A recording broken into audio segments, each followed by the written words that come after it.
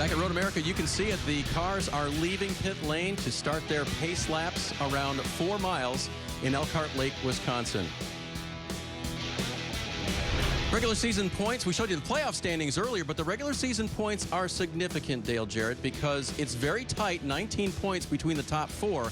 But look at that bonus over on the right, especially the difference maybe between fourth and first. Yeah, it certainly can make a huge difference when they get into it, because these bonus points are playoff points that they can carry through once the playoff starts through each of the rounds. So huge bonus if you're able to finish atop these standings and make sure that you've got yourself in a great position when the playoffs start. You never know when 1 point could make the difference in moving to the round, and that might be the championship round at Miami Homestead. And we talked about what a potential win this could be for a first-time driver here. 5 first-time winners at Road America, and you've had your eye on a couple that could do it again today. Yeah, there's no doubt there's a number in this field that could make that happen today. But 2 drivers that I look at, one is on the pole. Matt Tiff done a great job, was with just within 2 laps of winning this race last year, having that opportunity. And the other is Austin Cindric, whose job is going to be a little more difficult, having to start from the rear now because of unapproved adjustments in making tire change there. But he's got a fast enough race car and enough experience that these guys could be looking at getting that first Xfinity win that could move them into the playoffs and get those 5 playoff points.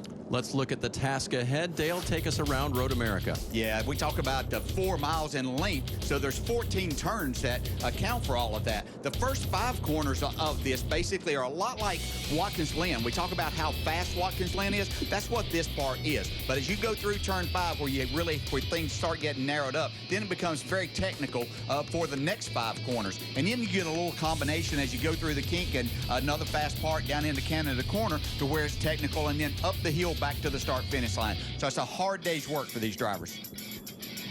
We love watching it. 14 turns, 4 miles. Let's take a look at our starting lineup for this afternoon's event. We mentioned Matt Tifft on the front row, along with Cole Custer. He will go to the rear as well for unapproved adjustments, so it'll be a long day for Cole Custer.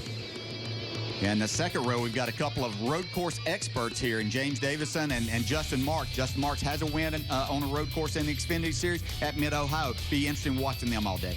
Row 3, Christopher Bell, 4 wins on the year, and Brendan Gaughan, who won this race in 2014. Got row 4 here. Ryan Truex had a good run in this race, finished 5th last year, and Austin Cindric will be going to the back, but a fast car. Brandon Jones finished 7th at Watkins Glen earlier this year, his career best on the road course, and 97 points to the good in the playoff standings for Ryan Reed. Yeah, then we got Justin Allgaier, who won at Mid-Ohio, finished 3rd at Watkins Glen. A lot of experience there. As we go through the rest of the starting grid, hope you see your favorite. There are some unfamiliar names like Andy Lally and Connor Daly in the field today, racing against the regulars. 40 cars on track. We saw even in qualifying earlier today, that can be a little dodgy at times. Yeah. It can get crowded even in 4 miles, Dale. Yeah, absolutely, because you run out of room at some of these spots. So these drivers, especially on the start of this race and the restarts after the stages or after an accident, are going to have their hands full deciding exactly what part of the track they can use up and if they might use another car. So we're going to see a lot of action throughout the entire day. There you see Josh Balicki from Menominee Falls, Wisconsin, and Catherine Legg from the United Kingdom in the race today. Ryan Ellis making a return to the event as well.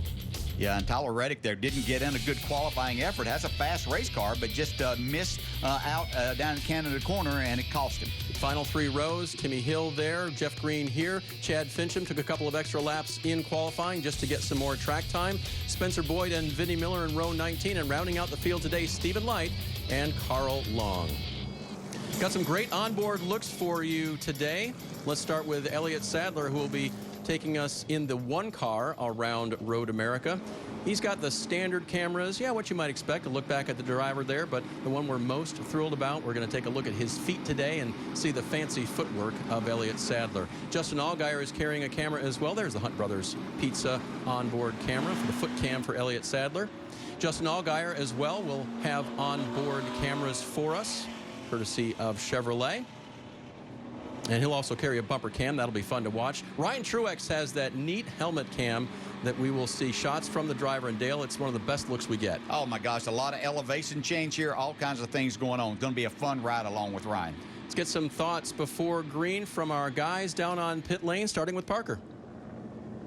Right, Dave, and when we look at the strategy for today, a lot of times at road courses we talk about fuel strategy. Well, here it's all about these tires. When you put these on, do you elect for a 2-stop strategy or a 3-stop, putting yourself on the best tires late in the race because they're worth almost 3 to 4 seconds a lap we've seen in practice, Landon? You're right, Parker. Tires are the big variable at Road America that change the strategy, but it's not just about the guys competing for the win. There are a lot of teams that are looking at cars with 8th to 12th place speed that think that they can hedge and save their tires for the very end of the race, hoping for a pit stop with 5 laps to go and maybe drive up through the win. That's so interesting, Landon. DJ, we were talking about that. How long can you wait? Last year's race winner put them on with 9 laps to go, but, 5 to go, too close? That might be cutting it a little bit close, but if you've got a fast car, you never know. Hey, we'll wait and see because we are not crew chiefs. We're going to call this race and enjoy it with you. The start when we come back.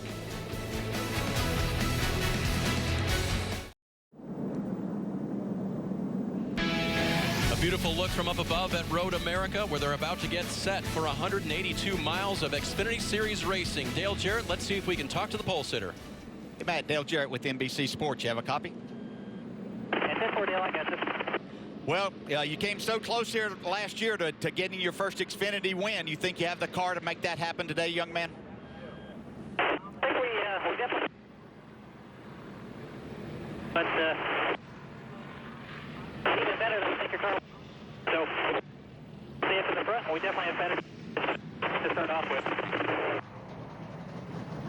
Well, the track is big and obviously had a little trouble hearing Matt, but I did hear the word definitely twice, Dale, and I think that had to do with his car and perhaps his opportunity. Yeah, there's no doubt. He has a car and he has the ability to get it done. He showed that here last year, and it's going to be really fun watching him, just how hard he's going to go after getting his first win.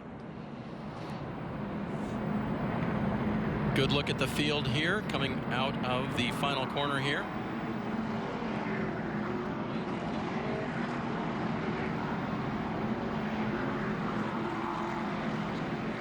Can see they're getting lined up here, Dale, and as large as this place is, just now going, I believe that's out of the carousel, toward the very back part of the track and toward one of the fastest part known as the kink.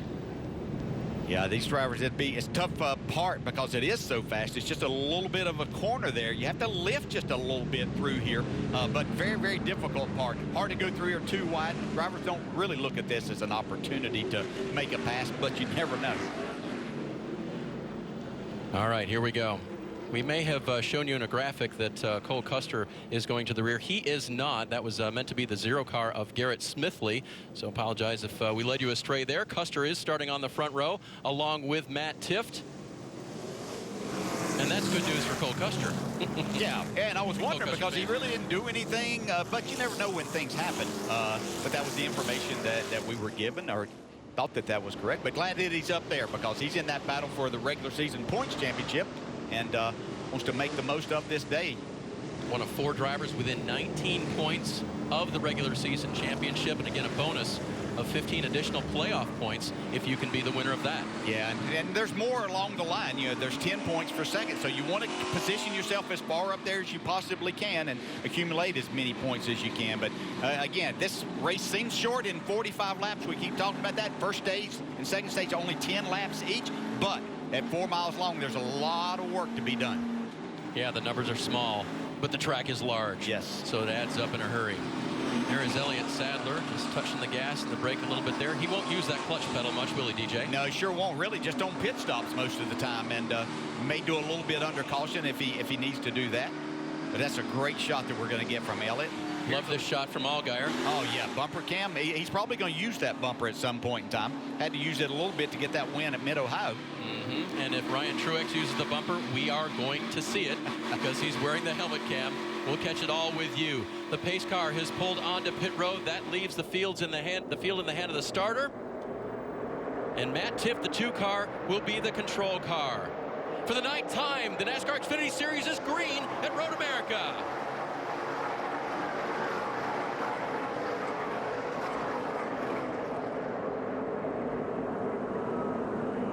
That move to the outside from row 2, that's James Davison in the 18 trying to make it work, but Tifft has the best of it.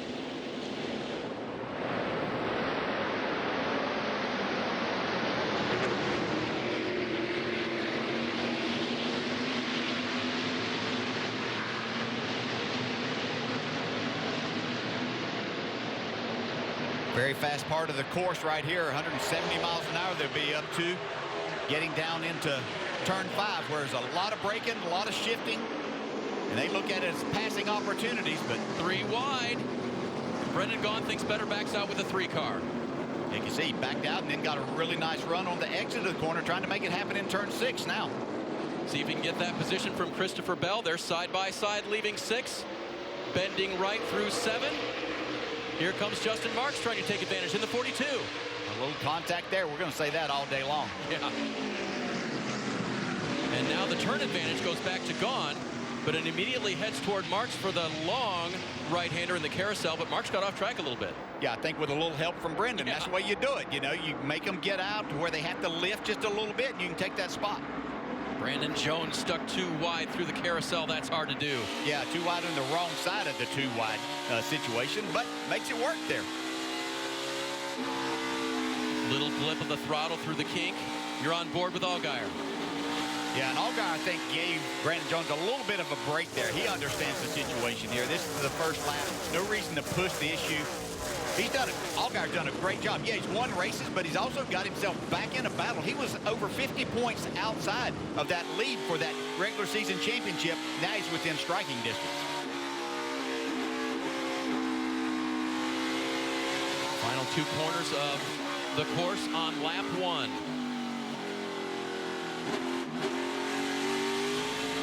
And Dale, I spoke to Jason Burdett, Justin Allgaier's crew chief, before the race, and he said that the reason they were able to climb through the points this season is because Justin has just been more consistent and much cleaner, less mistakes than usual, being able to take what the car is giving him. And that doesn't just affect the damage of the car on the racetrack or anything. That has to do with his intensity and his voice and the balance that he tells the team that the car has. They're able to make moderate and proper adjustments and inch their way up through the field every week.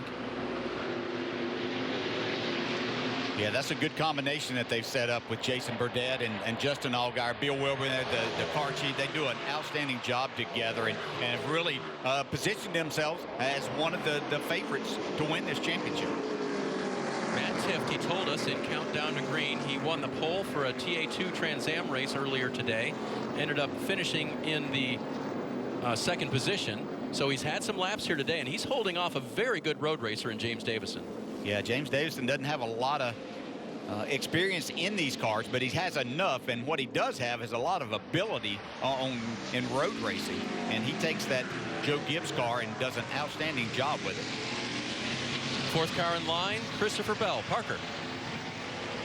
Right, and what a great run for him, guys. I mean, look at that. That's a guy that told me earlier this year when we were going into the road courses, he was dreading it. And he learned a little bit at Watkins Glen, learned a lot at Mid-Ohio, and came in here and qualified 5th, was super excited. But one thing he told me, you guys were talking about Justin Allgaier making up points here through these road courses. He told me, he said, when we came in here, I just want to hold the points lead. And right now they came in this race 13 ahead of Justin Allgaier. And if he runs like this all day, he might just do it, getting out of these road courses, keeping that points lead.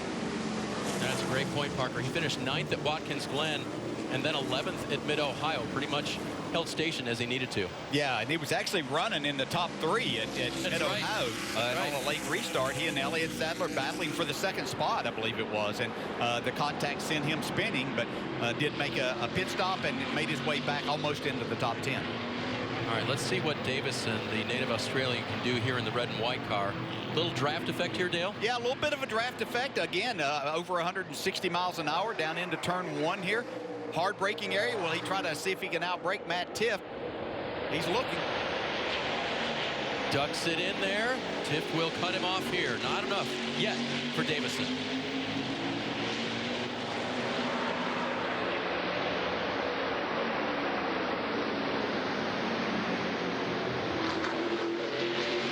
Boy, they are locked together. That's a picture, Dale, that makes you think, okay, right now Tifft isn't the fastest car. These guys really have something on him if they could just get around him. Yeah, I think at least Davison could probably drive off a little bit, but Matt Tifft is doing everything the right way. He's making it so difficult for him to pass him because he gets into the corner really good and he gets off the corner really good. Going to be some contact here, though. That was a dive bomb maybe that Davison backed out of because he could have stayed in there and that would have been trouble. Yes, yeah, and last year he found himself in an accident here, so he didn't want to get in that situation once again. There again, that's the leader taking advantage of his position on the racetrack to hold that position, and that's what you have to do.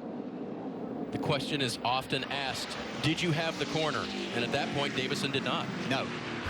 You know, and he could have gone on and pushed the issue right here, and it probably would have turned Matt Tifft around, but that's not how Davison is going to do things. You see him lock up the left front just a little bit, trying to stay off of him. That, in turn, puts him in a 3-wide situation, going up to a corner that's barely wide enough to get one through there. Here it is again. Davison in the 18, Tifft in the 2. There was maybe a little contact there. Yeah, I don't think that Davidson's got enough damage on the right front of his to create a tire rub, but that's certainly an issue that you would look at. He did lose one spot there to Cole Custer. Just underway in Wisconsin, and the driver from Hinckley, Ohio, has the point. His name, Matt Tifft.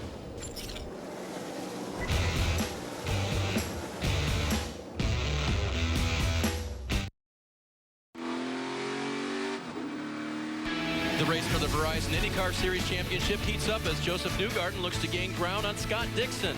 With another win at Gateway, the Bommarito Automotive Auto Group 500 tonight, 8:30 Eastern on NBCSN.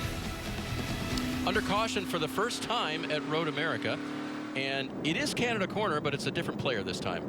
Carl Long has got the 66 stopped right there, and it looks like he had no contact, thankfully. I'm not sure if he has a transmission issue. Can get it restarted.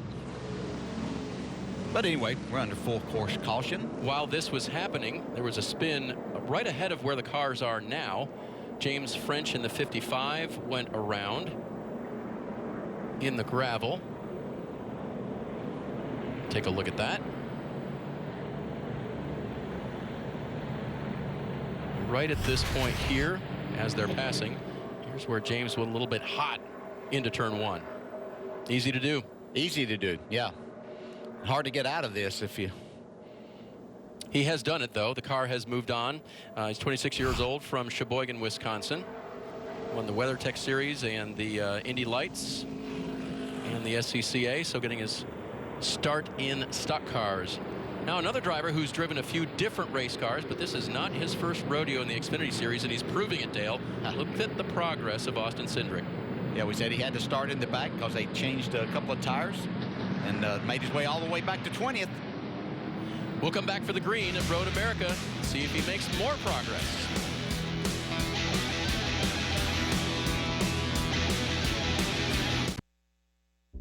Hey guys, I'm Matt Tifft, driver of the #2 RCR Chevy, and here's 3 things you should know about my racing career. I got my start in late models in Wisconsin, and I was actually the ASA Midwest Tour Rookie of the Year. I drove for Ken Schrader. He got me my first big start in stock cars and progressed my ladder up into the NASCAR Xfinity Series, and this is my second full-time series in the NASCAR Xfinity Series after making a playoff run in my first year as a rookie. Pretty good racing resume so far for Matt Tifft. He's trying to add to that today, Dale. Yeah, and anytime you can get a Ken Schrader mention in, it's a good day. I'm sure Schrader's somewhere getting ready to run a dirt race tonight. That's right. Hey, pit road is going to be open this time. You see the green light over on the right-hand side. This is halfway in stage 1, Dale. Yeah. Do you, don't you? Well, we saw some last year pit around lap 6 to change things up. Brendan wanted to and then didn't, and now Daniel Hemrick will. Sometimes doing the opposite can be a very strong thing. There's nothing. Elliott Sadler looks like he's going to take that. And a couple more behind them.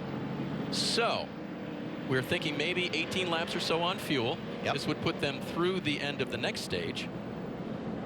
So perhaps some playoff points there, or some stage points to be earned there. Yeah, looking at that opportunity to now stay out through stage 2. Parker? Exactly, guys. They're doing what we call flipping the stage. So now they're going to pit right here. Everyone else will pit after this stage is done, and then they will gain all that track position. He's been a little loose in that 21 car here, especially through the carousels. Just needs a little bit of rear grip. You're going to see 4 Goodyear tires go on this 21 car and Sunoco fuel as well. But as I said, they are flipping the stage. So a little strategy here. I like that. As long as the stage isn't flipping too, then we would have a real problem. Elliott Sadler came in, about a half dozen or so cars choosing to pit on lap 5 of 10 in stage 1 from Road America. Come back to us, we'll be green flag racing.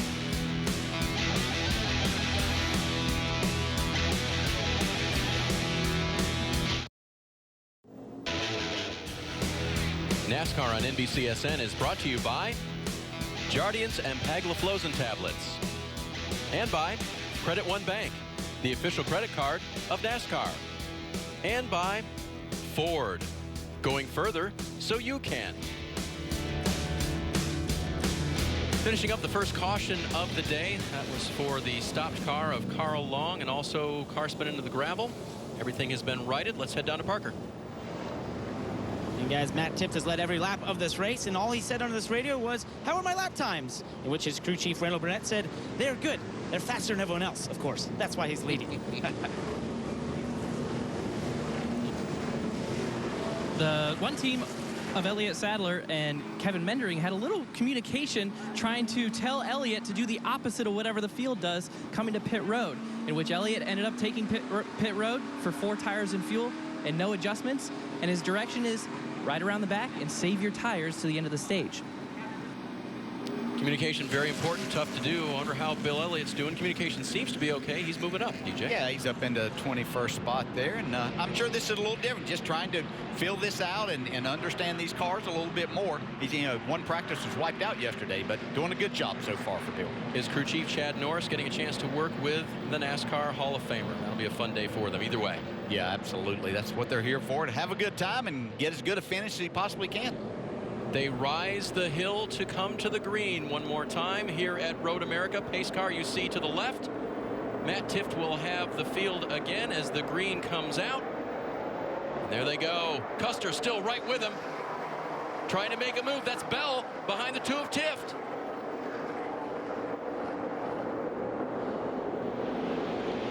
He gives him a push, but can't make the move. Has a little racing room underneath Cole Custer now. Christopher Bell will try to lock down second, but nice corner for Custer. I thought Tifft did a great job of kind of staying in the middle of the racetrack there. Had both of them up. Got Ryan Reed off the track. Ryan Reed is off. Looks like a lot of damage. Yeah, he's hit the wall head on. It's going to bring out another caution. He can't go anywhere. Does appear. That is in turn 2. They went through the very first hard right-hander, and then coming down, somehow Reed got off track and into the barrier. He restarted 14th, so a bit of a scrum back there. We're looking for tire tracks, etc., but Reed appears to be stuck right now. That's a tough break for the Bakersfield, California driver. Meanwhile, the field screams down the backstretch green toward turn 5. Actually, they're all the way down into 8 now. See a battle there between Ryan Truex, Andy Lally, outstanding road racer in that 90 car. Yep, keep an eye on that orange 90 all afternoon long. There's that yellow 22 coming. Moving up through the field fast. He is very determined. Had a couple of races this year where he made mistakes and thought that he had a car that could win. He's got one today. Yeah, he had the car to beat and did a great job as the driver at Mid-Ohio. Uh-oh, got somebody locking him up there. Looks like Cole Custer did. Custer locks it up, makes it right. That could not be good if you flat spot the tires there. Well, we saw what it cost Austin Cindric. His team had to put new left side tires on because they were damaged on the 22. He started the race in the rear. Custer will have to wait a number of laps now, maybe until the stage end or later before he can get them changed. Yeah, depending on what their strategy was going to be. That certainly could make them think about what their strategy might be. And caution is out now for the stopped car of Reed. He was not able to get it going again. And we're wondering, I think James Davison hopped off to pit road. Yes, he did. The only question now is, was the light green or red? Yep, that's the... Parker? Well, guys, I'm asking the same question here. Did he get there in time before they closed the pits on the caution? Obviously, you see him come down and do 4 Goodyear tires and Sunoco fuel. They're trying to basically flip the stage right before the end here as well. Parker, and we're just getting word they are good, so they did make it on time. Exactly. We're getting the same information, and thank you for that report. Davison, DJ, on the similar strategy, but by a different lap or so. Yeah, they're doing a good job there, as you can see. And it's pitting the car basically backwards from what these guys are used to, as you can see. Makes it tough. Let's take a look and see what happened to Ryan Reed here. Very fast part of the track. Oh, gets turned right there. Oh, yeah, and then that just turned him right into that concrete barrier. Just destroying the front of this race car. Yeah, I couldn't see exactly who that was he was racing with. And then this is where Cole Custer locked up the front tires, and guess where? Yeah, he got off of it there, Canada corner, of course. But he got off of it pretty quick, so he might be okay. We talk about it, 14 turns, high speeds. There's a lot of things that can happen at Road America. Yeah, you talk about it. It's great for us to watch when it's 14 turns. As a driver, I'd probably view it as there's 14 opportunities for making a mistake, because you have to be very precise in a number and in all of these corners with your shifting and braking. We see Cole Custer in the 00 following Tift. And there is a disappointed Ryan Reed. It's going to be the end of his day, unfortunately, and he's sitting there in the 11th spot as far as points go. Probably still going to be good enough, but going to take a big hit. Yep, he came in plus 97 to the cut line. And finishing last is not on his menu, although there are 3 cars that have gotten off the track before him, so it looks like he'll finish maybe 4th from last. So under caution for the 2nd time at Road America. The stage is winding its way toward the end.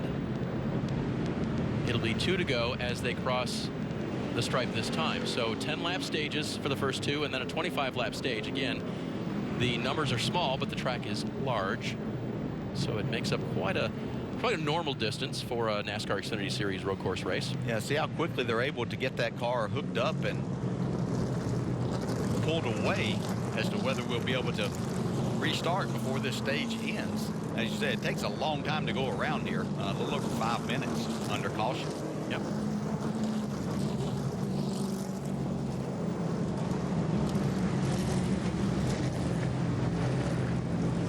Looking back at Bill Elliott again in 20th place as they run now.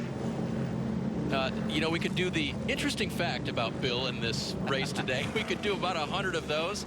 This is a good one. 6 drivers in the field weren't even born at that point. I can't read graphics that fast, DJ. That was quick. Yeah, I think there were only 6 that were. There you go. And I see. 34 weren't when he won that race. How about that? Yeah, pretty incredible. What a great career he's had, and to come back and be able to do this. He's been doing some racing, some vintage racing and different things, and so he stays active as far as that goes. But you step up, everybody's like, well, why doesn't he go up there and try to take the lead here? Yeah, I mean, the man is 62, and these drivers, these are professional drivers that he's racing against that drive these cars all the time. And the cars, I know, have changed so much from the last time he drove one of these. Just, he didn't get a lot of practice. And so he'll figure out, he'll get his way up into the top 15 before this race is over. All right, still working on Ryan Reed's car. We'll step away to get back to Green Flag Racing at Road America.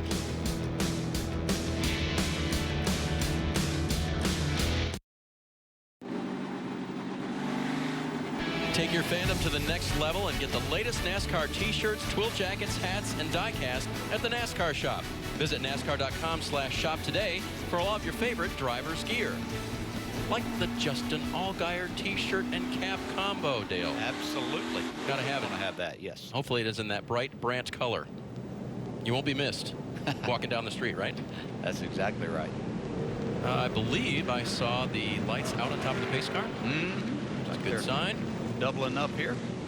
And they came back on. Let's head down to Parker. Well, guys, as you see that 19 car there, Brendan Jones, he's in 12th. If we do not run any more green under the stage, they were deciding whether to pit or not, and they told him, his crew chief, Chris Cabart, came across the radio and said, do the opposite of everyone else. So we will now have maybe a third strategy on the racetrack here. We've got those that flipped it early, those that will stay out, like Matt Tiff, to win the stage, and someone like Brendan Jones, who might just actually decide not to pit at all. Landon? You got the 00, Cole Custer, running up front here.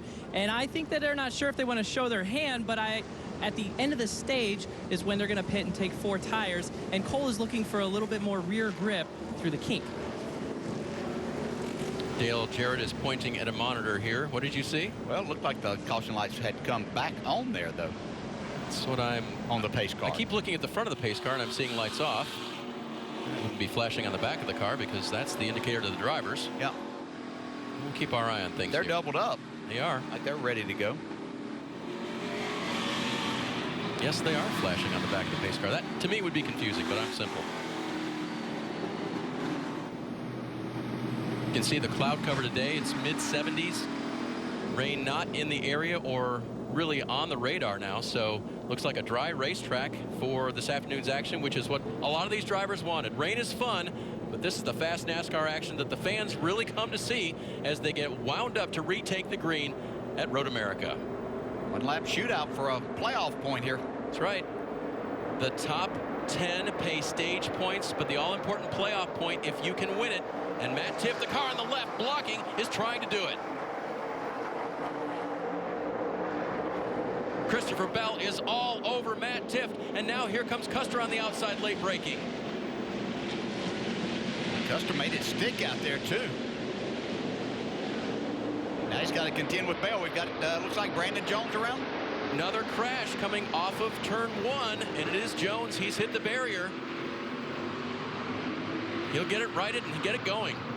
See Tyler Reddick there in the back of the 9 had a restart violation last time. That's why he went to the rear of the field. Meanwhile, Matt Tiff stretching it out. Custer really locking up that left front, standing on it. Can even make the corner. He did, but now Bell has a good run off the corner, trying to get him on the inside. He was just trying to get in there as much as he could to keep Bell behind him and cost himself. Brendan Gaughan now in 4th, taking a look in the 3 car. And there's 5th, now taken by Justin Marks. Clements in tow. And last year's winner, Jeremy Clements, doing a great job. That's a look at Clements' rear bumper from the 11 of Truex.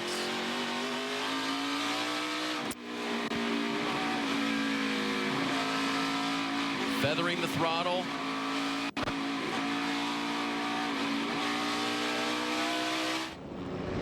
And now high speed down through the kink, just a burp of the throttle. Christopher Bell trying to chase down Matt Tiff for that playoff point of the stage win. And Justin Marks able to go by Cole Custer. I think Custer hurt his front tires a lot getting down into turn 5 there. You saw Gaughan has taken 3rd now, that 3rd car back. Good corner for Tiff, good corner for Bell. Brendan Gaughan doing a great job out here today, too, with that 3 car. Oh, he's off track there. Overcooked it, coming through turn 13. He's got it back on track. The right-hander turn 14, but he'll have to settle for 3rd as Matt Tiff is going to come up the hill and for the first time in 2018 win a stage. Playoff point for Tiff.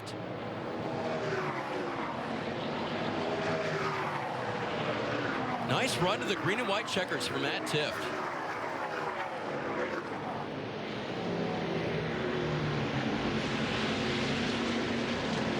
And there you get a good look at the top 10 as they came across the line. There he is, Matt Tiff, the 22-year-old from Hinckley, Ohio, Stage 1 winner.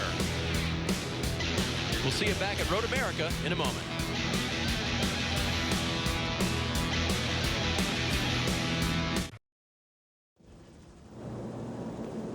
Welcome back to Road America, the Xfinity Series, and coverage of the Johnsonville 180 from Elkhart Lake, Wisconsin.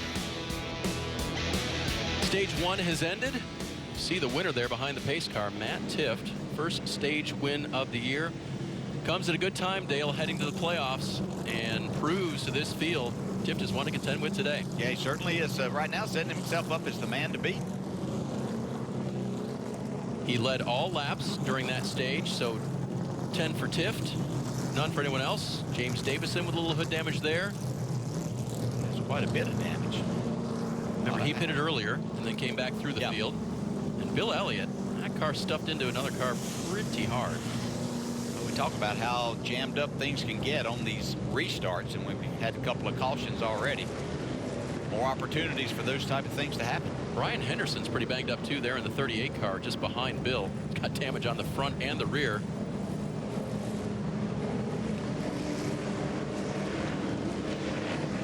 There's Henderson's car. Take a look at the upper right-hand corner, DJ, on this replay. See what we can see here. There goes the 19 spinning across, and looks like we kind of see back there as drivers slowed a little bit to avoid that. Bill Elliott getting into the back of Henderson. Yeah. Yep, and Henderson got into the car in front of him. So yeah, just a chain reaction. He was the meat in the sandwich. So stage end. Now we'll see who is truly flipping the stage. We knew that leader Tift would most likely come in.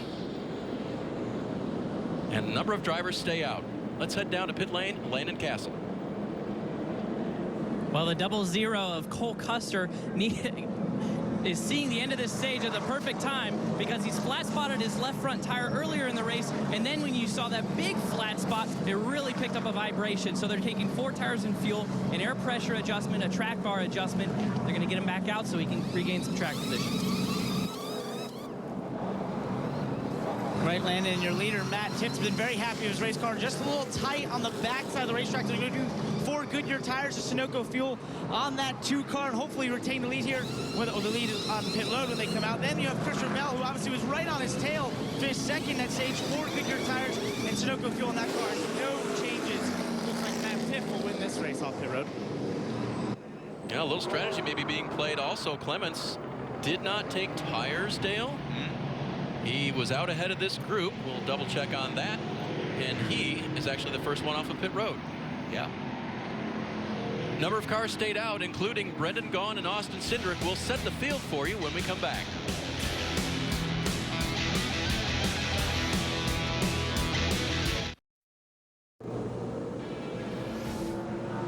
Thursday, September 6th, football is finally back. It'll be a party in Philadelphia when the Eagles raise their first Super Bowl banner before taking on the Atlanta Falcons. A new NFL season kicks off Thursday, September 6th, only on NBC. Let's head down to Landon.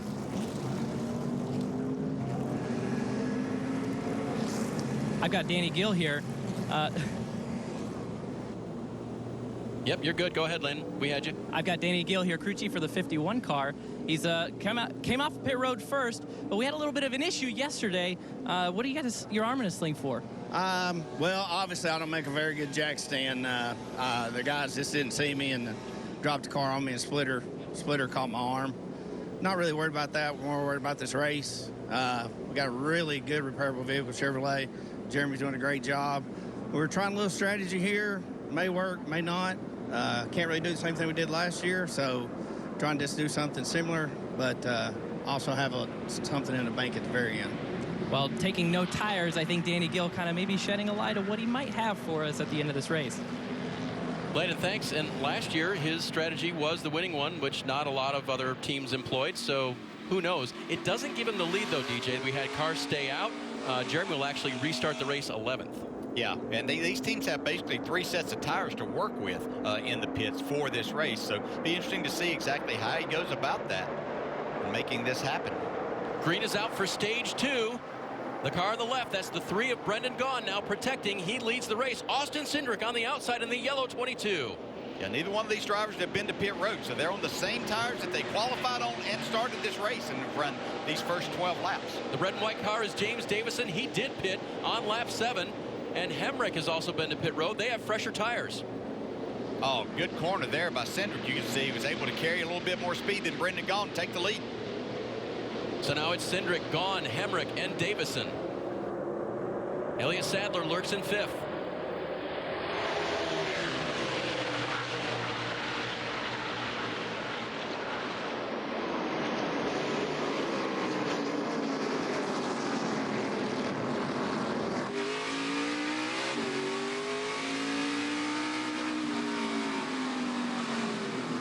Oh, guys, this is awesome racing up front here. But, man, I can't imagine being in that position that Austin Cindric and Brendan Gaughan are in because they're on those older tires. Now, remember, this is kind of maybe a litmus test for later in this race. What can you achieve on older tires being as fast as Austin Cindric is? If they feel like he's fast enough, even on these older tires, that might help them choose their strategy later in the race. But it's up to him to kind of relay that to his crew chief and say, hey, I feel comfortable on these older tires. And Landon, that's such a tough place to be. Yeah, absolutely, Parker. I agree with you as it being a litmus test because early on in this race, if it doesn't work out for him, it costs him 6 or 7 spots, it's not that big a deal. But the biggest focus being on those old tires is not buzzing the rear tires off the corner. He just has to take a little bit extra time, make sure the car's pointed straight, get it going straight off the corner, and just keep taking advantage of that clean air. So basically easier said than done, right? Yeah, pretty much. Exactly, and I think that's the thing, though, for these guys. You know, it's protecting those tires, seeing what their speed is over the run, and as you said, protecting those rears and just allowing themselves to go as far as they can into this race, guys. And absolutely, when those rear tires keep losing grip, Parker, that's where that wheel hop that we always talk about comes in. So he's going to be able to tell how hard he can get into the corner without wheel hopping on old tires. And you don't want to be in the position that Brendan Gaughan is right now, trying to hold off his teammate there, Daniel Hemrick. Also a car that he sponsors, of course, with South Point Casino on the side there, because at that point, now you're not able to focus on what's up front, but you're focusing on what's behind you, and it just leads you into making mistakes. Yeah, and guys, one thing to think about, all the caution laps that we ran there, so they really don't have a ton of laps. They've got some heat cycles on those tires, but they don't have a ton of laps. And if you did a good job of taking care of those tires, as you were talking about, then you know the wear on the tires is not something that's a big issue right at this point in time. As you see Daniel Hemrick take that second spot away from Brendan Gaughan. Great racing. We saw 2 wide and I think 3 wide as well going into turn 1. Not sure you're supposed to be able to do that. These professionals handled it well. Yeah, and Elliott Sadler was one that I saw really not run hard at the end of that first stage whatsoever. Just making sure that he had really good tires to go here at the start of this second stage, and he's doing a good job of keeping it up there in that 5th spot right now as they pitted much earlier than others.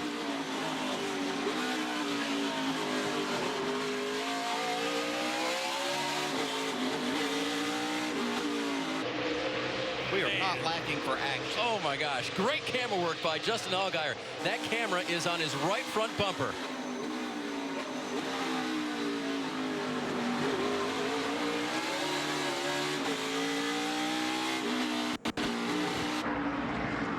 There you see the fast group that he's racing in. Marks, Bell, Allgaier, and then Custer. All fighting for that spot. Yeah, and you can see that Allgaier actually wasn't in the right spot on the one corner. He was actually what would have been on the outside of that corner. But sometimes you just have to fight through that as a driver, because then you position yourself to be in the proper spot for the next corner. And Justin's really good at making that happen. Down into Canada corner, Matt Tiff taking a look. Sadler's been defending that position hard. Yeah, he has. And this is an interesting scenario for Matt Tiff now. He's shown that he has a really fast car, was able to lead all of those 10 laps in the first stage. But now he's back here having to try to make some passes. So is your car good? Or you can be great out front, but that might not mean that you've got a car that's doing the right things at the right spot to get back up through traffic. You see Sadler gaps him, had a nice turn 14. Good run up the hill. Look at Hemrick. Here he comes. Of course, he has fresher tires than what Austin Cindric does. And we saw last year. Yeah, big deal here, Dale. Absolutely. Can see Cindric has had some contact. Look at that separation on the front bumper there. Of course, we talk about drivers that have never won an Xfinity Series race. Both of these drivers fit into that category. And they both would love to have a playoff point here. We're gonna, as they come back around, we'll have 5 laps to go to the end of this stage. Which is a long way. We're still talking about 20 miles in those 5 laps. Oh, there's Hemrick looking. Bumper. Yeah, that wasn't a dive. That was a bump. He fully intended on moving the 22 out of the way to try to take that spot there. Movement behind them as well. That's up to turn 6. And you see Sadler taking that 4th spot away from Brendan Gaughan. Matt Tiff trying to follow through.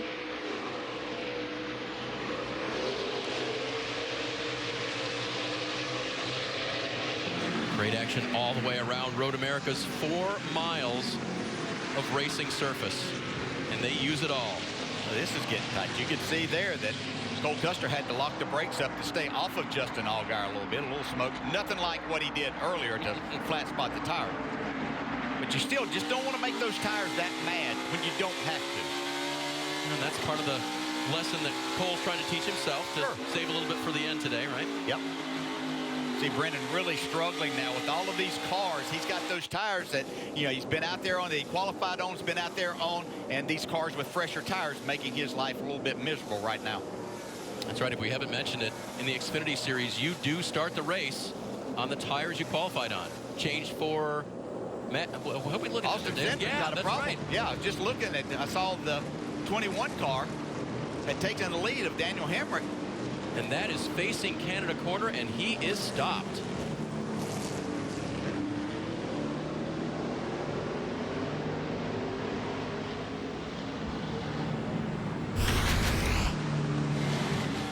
So this is, I think, coming off the kink and heading toward Canada corner right here, Dale. And Cindric is just off right there. Yeah, he's got a power issue or something here. And suddenly Daniel Hemrick found himself in the top spot. There he is, you see him waving out. Yeah, he knows he's got an issue right there. Man, oh man.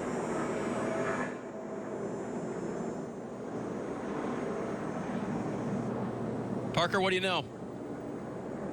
Well, guys, we're trying to listen on the radio, but think about how far away he is from the pits. The team has not been able to find out what the issue is yet, so we're all listening in anticipation, trying to find out down there. Yeah, that was a lot of smoke coming out from underneath the hood of that car there. We didn't see that at first, but you could tell he knew something had started to happen. And it looks like it might be a situation of happening with the engine. And heads up by Hemrick, who could see well enough to see the hand out the window and obviously was closing very quickly on Cindric. So he'll get a push around and back onto pit road. That leaves the lead to Hemrick. James Davison now second, Sadler third, Tiff fourth, and Justin Marks rounds out the top five. Boy, what a turn 5 laps into the second stage. We'll take a break here, but it is NASCAR nonstop, so you won't miss a thing from Road America.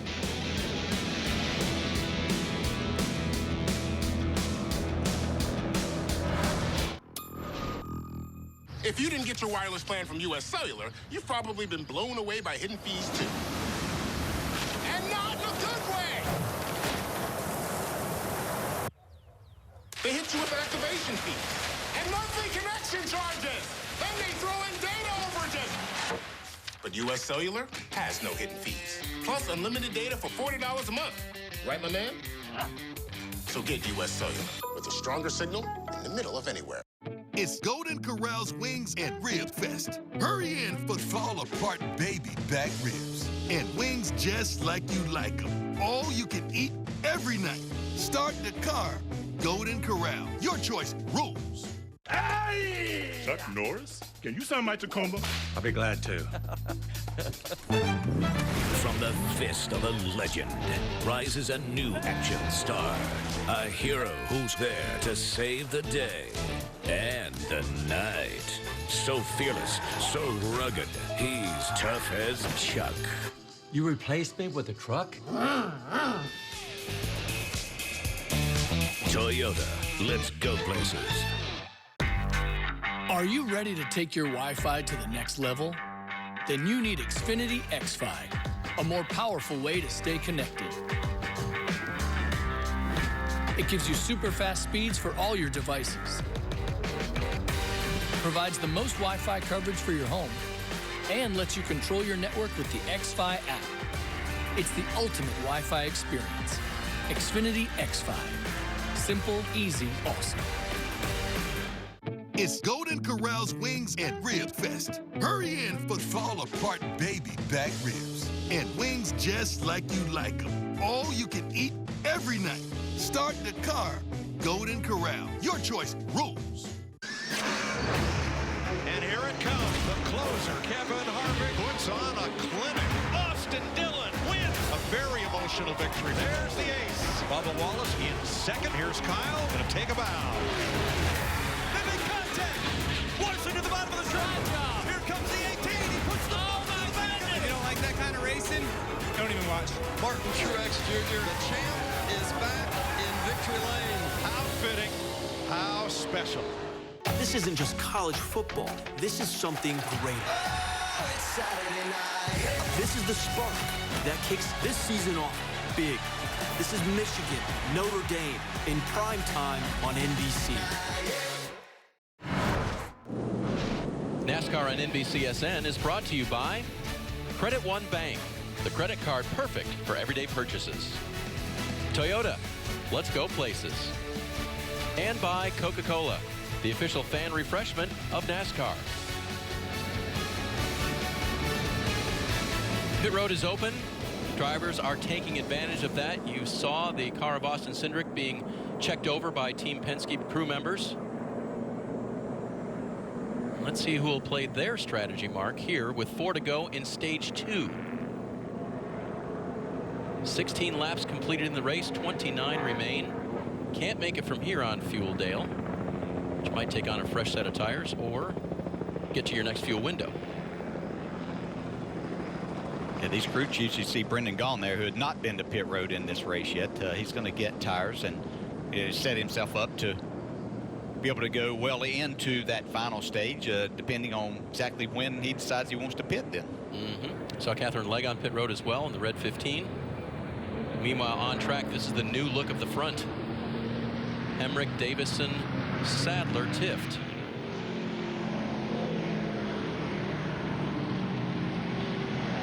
See some of the other activity there. And there is Bill Elliott's car repaired. Parker has caught up with Austin Cindric. That I have, Dave. I have him right here. What happened out there? Yeah, it just blew up. At least we blew up in the lead, but we had a really fast car, and it's unfortunate. Obviously, we got to look back and see what happened. It wasn't a misshift in the race, so there's a lot of debris on the track, a lot of carnage, so maybe got some debris caught up in the car. But it's unfortunate. These Richmond Menards guys work really hard to bring really fast race cars every time, and it just wasn't meant to be today. So we'll go on and watch the race and have a little fun here at one of the best tracks in the U.S. And that's it, guys. Just blew up on him. What a shame. Yeah, and I was talking with Dale in the break here. He's had so many near misses already in the Xfinity Series. It's going to make that first win that much sweeter. Yeah, it will be, and that'll keep coming. You know, he's going to be in the playoffs, and he's going to drive this 22 car in the playoffs, so he's going to have other opportunity. Really doing a great job there, but it just hurts so much when you're leading and you know you have the car that's capable of winning. Sometimes forget that these are parts and pieces, you know, even though they're very expensive and very well made parts and pieces, things do break.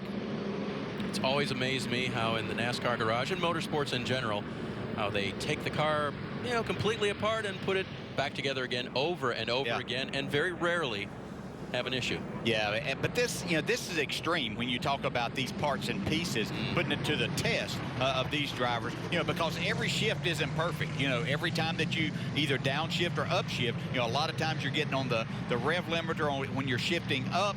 Sometimes when you downshift, you don't match it up exactly right, and you start a little bit of wheel hop. All of that stuff makes a difference to these parts and pieces, and, you know, can make a difference inside of that engine. Landon. The hardest part about restarting up front with these old tires for a driver like Daniel Hemrick is really just having faith in the car on the restart, going all the way down into turn 1 and getting into that braking zone without getting dive bombed. But really what he has to focus on right now is just believing in the strategy, looking at that big picture and knowing that he's probably going to benefit at the end of the race by saving a set of tires. So Daniel Hemrick having to move forward with these old tires, just make sure he doesn't get the back bumper beat off Parker. Right, Landon, but I just spoke to his crew chief, Danny Stockman. I said, all right, are you going to pit on this stage? And he said, yes. He goes, there's got to be a long green flag run after this stage, you know? We've had so many cautions. He said that's where the long green flag run is going to be, so we're going to have new tires and a full tank of gas to attack that third stage the best way they think they can.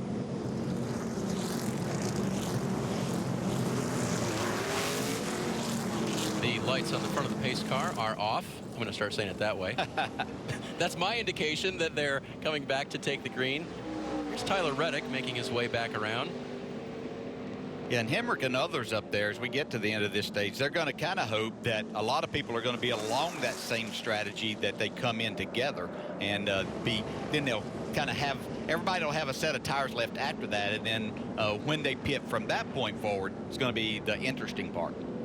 Tyler Reddick has had an interesting weekend at Road America. Good news for Tyler is he is locked into the playoffs. Road America wasn't so kind to him, had a couple of off-track excursions. Yeah, a couple of issues on pit road, so a lot of things. But yeah, he got that win out of the way early. That's right.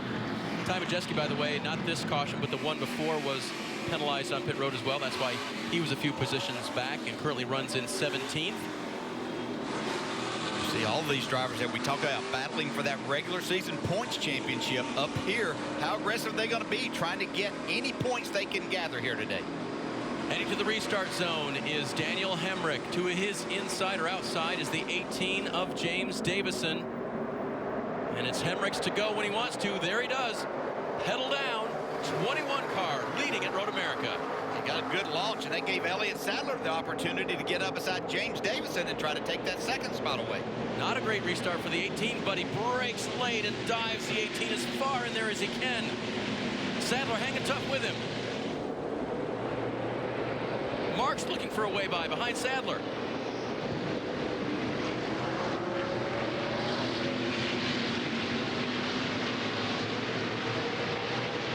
Now it's going to get down to the interesting part. Daniel Hemrick's got it done a nice job of getting out there, but Elliott Sadler, you can see, he's going to be under attack as they come down here to turn 5. Tift trying to get by Sadler. He'll have the inside and preferred line.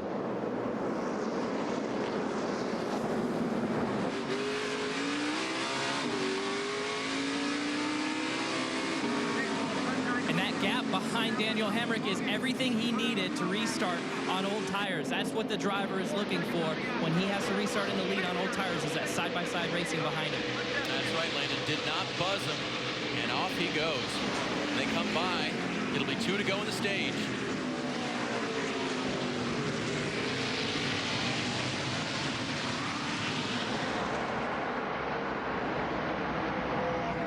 The good thing for him is Davison was in the pits just a couple of laps after him, so his tires are basically the same thing. Plus, Davison's got a little front end damage to his car. Don't know that that's really affecting him, but Daniel Hemrick doing a really good job leading this race.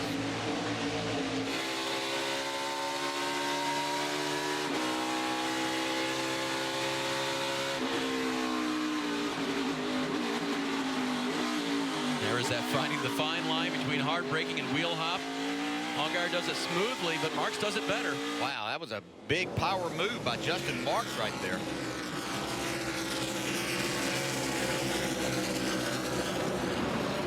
Not normally what you would call a passing opportunity, unless you just want to take advantage of the situation. Marks up to 6, and there's a dive to pit road. That'll be the 18 of Davison. That's their strategy play. Playoff points don't mean a thing to him. Nope. He's looking to try to win the race. And remember, with 2 to go, as they cross by this time, pit road would be closed. So they dove in just before that.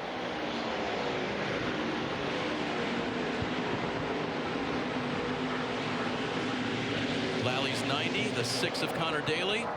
And there is the 18 of James Davison. Parker? Well, guys, it's the same thing they did in stage 1. Remember, they pitted about 3 to go in that stage just as the caution was coming out. So they're going to come down here again and flip the stage. They're going to do 4 Goodyear tires and Sunoco fuel on that 18 car. No adjustments. They have that little bit of damage on the front, but they're not too worried about it right now. So here they go, pulling a little more strategy. Eric Phillips leading that team on a definite strategy play. And he's trying to find a way to win at Road America for Joe Gibbs Racing. They haven't done it yet. They've had 1 pole, 4 top 5s in 22 starts. They're going to take a little extra time to repair that damage. Yeah, they've got plenty of time with the 4-mile road course, so he's not going to get a lap down, but do everything that they can to make this race car good enough for him. There you see the lead that Hemrick in the 21 has over the black and white 2 of Tift.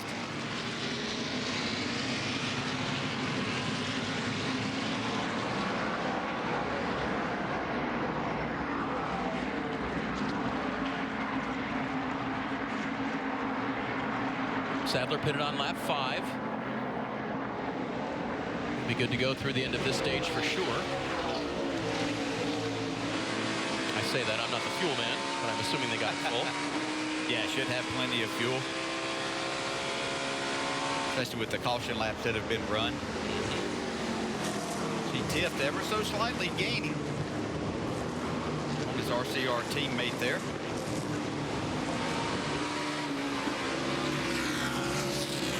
Elliott Sadler's footwork. Not using the clutch at all here.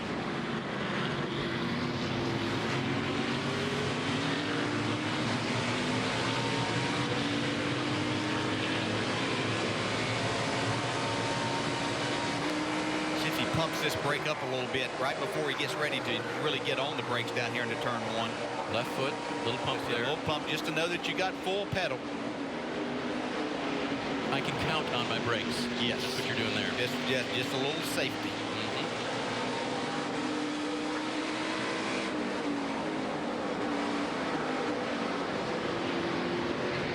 Eric's been able to put a little bit of distance back on the 2 car now with his lead.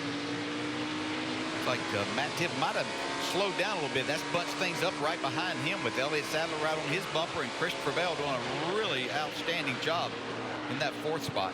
And for Hemrick now, 9 corners to hit perfectly and not let this group catch him. And guys, I think we should explain why you're not using the clutch there that Elliott Sadler uses. Just right foot on the gas, left foot on the brake. One, that's the thing we do because we want to just brake our left foot, maximize that time on the brake. But 2, these gearboxes are basically gearboxes that allow you to shift without using that clutch. The way they're designed, you just have to get them to the point where they're high enough for the rev range, there's enough pressure on the lever, and it will shift into gear, unlike a gearbox you would have on your road car where it requires that shift because those gears are not designed to allow you to just shift without that clutch. Yeah, it's a good explanation. They've come so far with that. Yeah, but I'll tell you, there was one driver, Mark Martin, never used a clutch, even with the transmissions that we had years ago back in the 80s. He's such a good road racer and understood that he wouldn't even use the clutch with that. What made him so good and able to win. Mentioned the Joe Gibbs Racing being winless here at Road America. Flip side of that is the Richard Childress Racing Group. They've won 3 of the last 4 Road America events, so the heritage is good for a young driver like Daniel Hemrick to come in here and try to get a playoff securing win of the race, but also pick up a stage win here. He's in the final corner. Yeah, it does that and gives you great confidence as you look at these last 25 laps of the race. You know you're capable. You have the car now. It's a matter of doing everything right from this point forward. Hemrick's going to get this stage win. 3rd stage win of 2018 for Daniel Hemrick.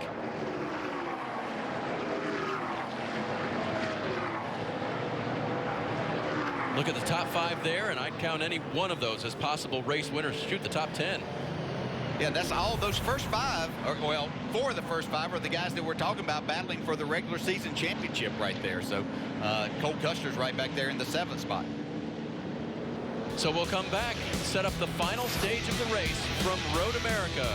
Daniel Hemrick has taken stage 2.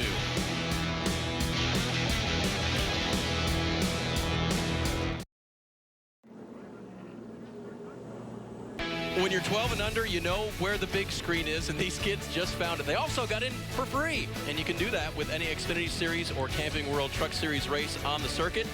And you can get discounted tickets at the Cup Series race as well. Go to NASCAR.com/KidsTix to learn more about an event near you. Hi, guys. Oh, great to have them out young and enjoying the race here this afternoon. On a nice day. Yeah. A little rain yesterday came through the area. Well, they had some flooding down in Madison. Hope everyone's okay down there that you know. But up here, a passing shower yesterday. A couple of cars on track. And a washed out first practice session for the most part. But they got their full practice session in the afternoon.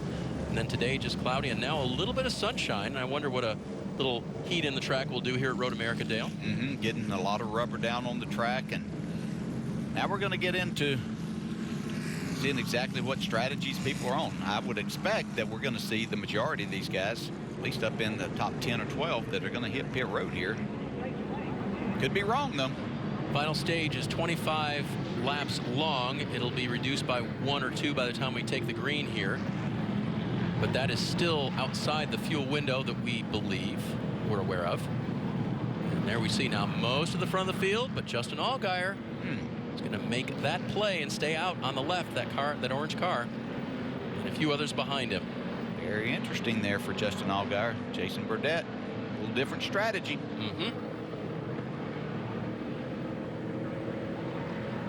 Daniel Hemrick won that stage.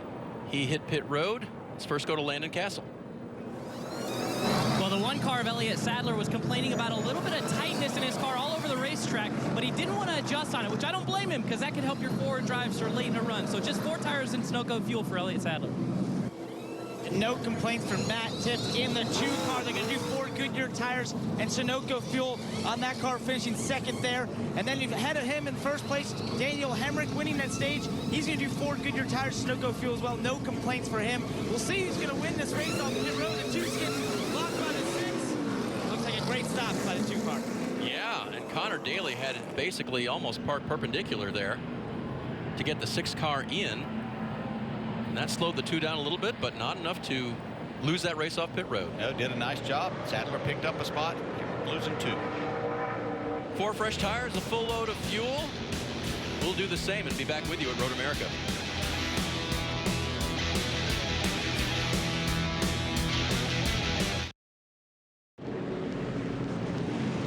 Welcome back to Xfinity Series Racing and coverage of the Johnsonville 180 from Elkhart Lake, Wisconsin, and the famous and historic Road America.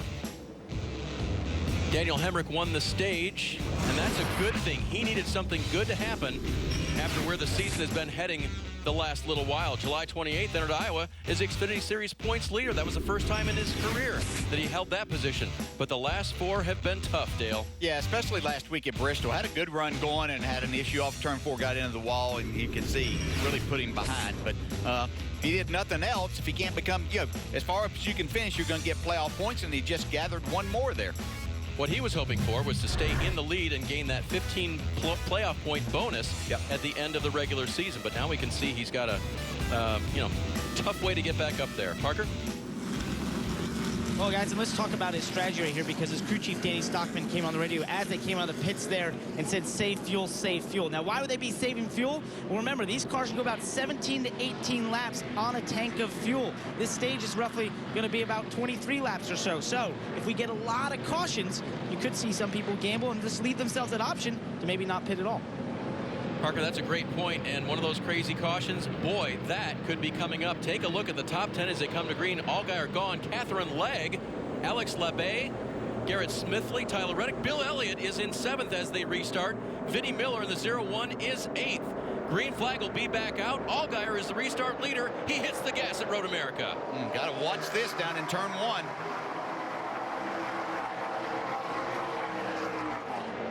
Legg is that red car. Gone is the white one.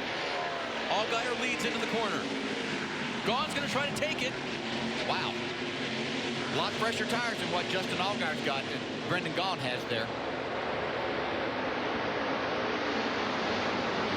Nicely done, everyone, at the front of the pack. Variety of strategies playing out. Catherine Legg pitted on lap 16. Yep. She can go until approximately lap 34 or so if they want to. Yep. And pit for a final time. Remember, 45 laps in today's race. Yeah, Allgaier hasn't been on pit road since lap 11. So he's got a lot more tires. Catherine Legg doing a nice job there. She got a good restart, locks them up a little bit, getting through turn 5. They fixed Catherine Legg's car after final practice yesterday, or during final practice. Hard impact from Tyler Reddick down in turn 5, damaged the 15 car, and she didn't get nearly as many laps on here as she would like. Doing a great job now, yeah. Yeah, look at all of this action going on, though.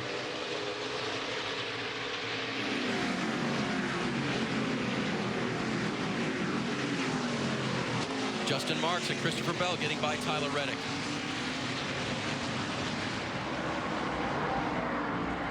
Landon, you've got more on the 3 of Brendan Gaughan? Yeah, Dave. Well, Brendan, jumping out in the lead there, knows that he's got about an 8 or 9 car cushion to the guys that have tires. So that is a calculated move to make an aggressive move into the lead like that. And at this point in the race, in the final stage, every second counts to get out in front of everybody before that last pit stop. Yeah, I think the other thing, get out and go as hard as you possibly can. Make as much time against the competition as you possibly can before everybody decides when exactly that final stop is going to be for them. Hey, DJ, and that's a great point because Danny Stockman just came on the radio, the 21 of Daniel Hemrick, and told him everything counts here. Go, go, go. So that's the point. Basically, this is the final stage. We expect most of these cars to maybe pit once in this stage, so every position you get from now on could be the difference of a position at the end of this race. I didn't see exactly how it happens. I looked down the list of these drivers because Christopher Bell had lost some spots. As we see, the 9 really slow. He's got some damage on the front of the car there. But Elliott Sadler came out a big loser. He made up a spot coming out of the pits, but somewhere lost a lot of that spot and is back in the 15th, 16th spot, back up to 13th now. But Daniel Hemrick on the other side of us all the way up to 6th. Gained a number of positions on that opening lap in stage number 3. And that could have just been the lane that Elliott Sadler was in that didn't go, or something happened there where Hemrick was on the right side of it. That's just the things that you face on these restarts. The white nose of Brendan Gaughan leads the field. The orange 7 of Allgaier is second. Now James Davison with a damaged 18 car begins looking, peeking around the 15 of Catherine Legg. How good is this job as she is doing in this race car? I mean, only a couple of times in these stock cars. Did a really good job at Mid-Ohio before having an engine issue, I believe it was, late in the race. But this is just really, really good driving. Parker. Great point, DJ. And this is one of her favorite racetracks. And she actually has expressed more interest in doing more stock car races going forward. Was actually asked recently, would she even consider doing ovals? She said, heck yeah, I'd love to do an oval. So we might see more out of Catherine Legg in the future here with this great run going on. Yeah, I'd like to watch it. Yeah, you can just see the talent that she has. And, you know, as you talked to her yesterday, just a good job that she did in handling the situation that she had in practice, and but wasn't willing to back down from what may have been going on there. Yep, she races full-time now in the WeatherTech Sports Car Championship. There's a tie for first in the GTD series, and then she's the next driver, so currently running third with a chance at the championship with just a couple of races left. Oh, and she's got it squirrely there and might have had contact from Tiff. And Catherine is around. Keep it fired. There she does. Kind of like that announcer's curse when they talk about a guy who hadn't missed a putt all day. That's right. You know? So frustrating. Yeah. But you saw the back end of the 15 get squirrely coming down to Canada Corner, and Matt Tiff was right there. Yeah, and I can't put that on Tiff because as you saw that, it looked like she got in there a little bit hot, maybe got it wheel hopping, and that's when the contact was created. So we'll see where timing and scoring has Catherine as she comes by the stripe this time. So look at the end of it there. Yeah, it's not a good look to see exactly. I mean, I think she still had her car under control, but Matt Tiff had a head of steam going. Oh, dangerous move right there, but made that work out. Catherine all the way back to 25th. And now it'll be up to her to work a little strategy with her crew, pass a lot of race cars. Here she is battling with the 38 back there, Brian Henderson. Bill Elliott, the Hall of Famer, right there in front of her. Well, there you go. That goes on her resume, too. I race with Bill Elliott. Yeah. A lot of drivers saying that after today. She's wanting to say that she passed him. She's about to. Down to the inside. Bill gives her some room. She gives him a little fender right there. Now, I would not put it past Catherine, who right now is obviously very frustrated, but to have a little fun with Bill Elliott there. She's a lot of fun and now trying to work her way back through the field. Parker? Well, guys, I got to speak to Bill a little bit this morning. You know, as a young driver, I was curious. I said, hey, man, what do you think about these cars? And he said, you know, there's some parts that have surprised me. He said, the braking. He couldn't believe how good the brakes were on these cars.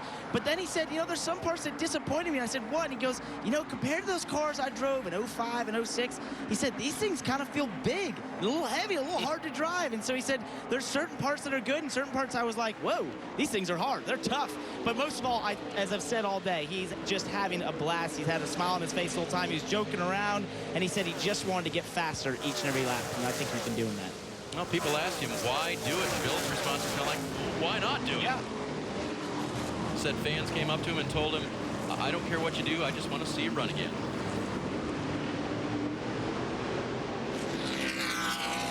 Dale, you competed against Bill. You're with him in the Hall of Fame there. What was it like to race with him? And then could could you even sort of put yourself in his shoes to have this chance again to have some fun today? Yeah, well, I personally haven't been back in a car, but I appreciate that he is still in good enough shape and wants to do this and taking this car and doing a good job. He was great to compete with on the racetrack, as fair a driver as you would ever want to race against. Don't mistake that he wasn't tough, too. He was ready to push and shove if that opportunity was what was needed for him to move forward or to try to win a race. But really enjoyed watching him for a lot of years. Hang on, Brian. Off-track excursion there.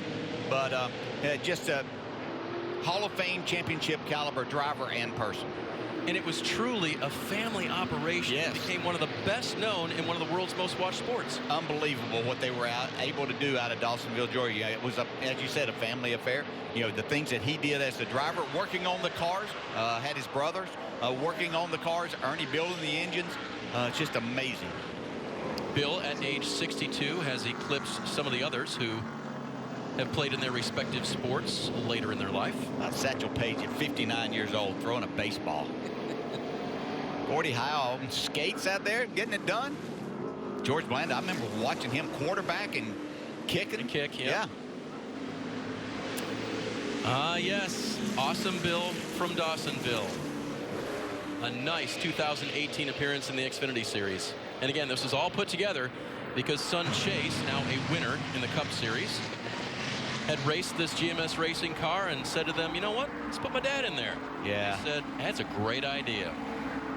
Landon? And you know, guys, we keep talking about Chase spotting for Bill, but Bill has spotted for Chase for a long time, long before he spotted for Chase at Watkins Glen a couple of weeks ago. He spotted for Chase back in super late model racing, back when I raced against Chase. And I can remember the first time my dad, who spotted for me when I was late model racing, stood next to Bill Elliott on the spotter stand and came back down after practice and was like, holy cow, Landon, you're not going to believe who I just stood next to for this entire session. That's a great story. No, that's right. Not just spotted for Chase, but developed him as a driver. His whole career, he was dad and professional. Yeah, and I think a lot of that is the reason that Chase is so good at what he does at such a young age. And I will have to tell you, to have the opportunity to be on the post-race show with Chris Devoda and Kyle Petty and us being Victory Lane and have Bill and Chase come over, I mean, you could just see the excitement that was within this family at that time. And just an unbelievable feeling being there with them. A playoff-making win by Chase Elliott at Watkins Glen. And we were there.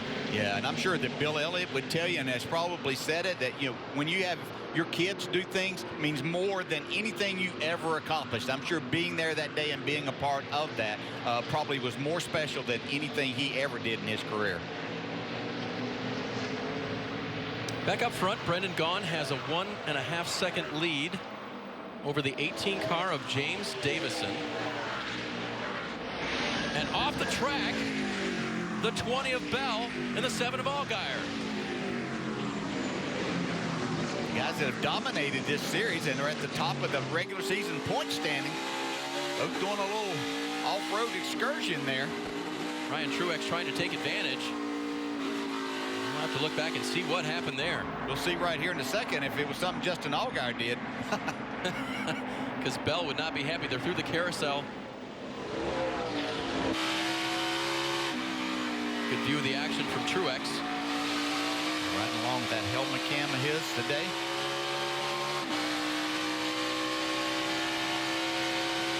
And doing very nicely, by the way. 9th place right now for Truex. Double check that. That may have changed a bit.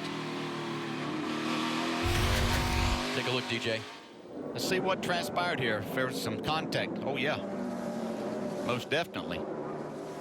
Could see Allgaier kind of ran out of space, got into the side of Christopher Bell. What a man! They were wheeling it off in the grass too. That was fun. They just come out of turn 5. That was the left-hander at turn 6. Yeah. And this is just a little bit of a bend here. Yeah, and that's hard to put that all. I thought at first when I first watched it there that was all. You can see Christopher Bell had come across the front of the 7's nose just a little bit. Here's Justin Allgaier on pit road. Landon? Yeah, Justin Allgaier coming in to pit here. Good timing because they were going to pit anyways, so running off the racetrack is a good excuse for him to come in and get 4 fresh tires and snow-coat fuel. He's complaining about side bite, and with about 17, 18 laps to go, that puts him in his window to the end, and that's something that Jason Burdett, his crew chief, alluded to earlier in the day. He told me that more conservative play for him is to pit inside his window like a traditional road course strategy. Yeah, and there's something to this strategy, too. Okay, so now he's out of the pack. He's got his new tires on.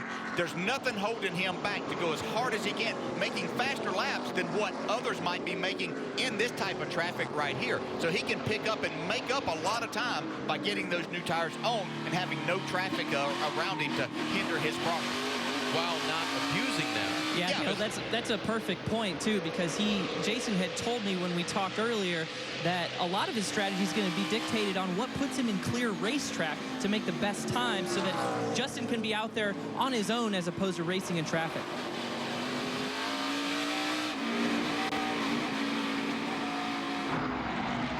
Action in the pack continuing. Truex trying to hold off Marks. Josh Bilicki off track in the 45 car. Wisconsin driver gets it corrected and in the right direction.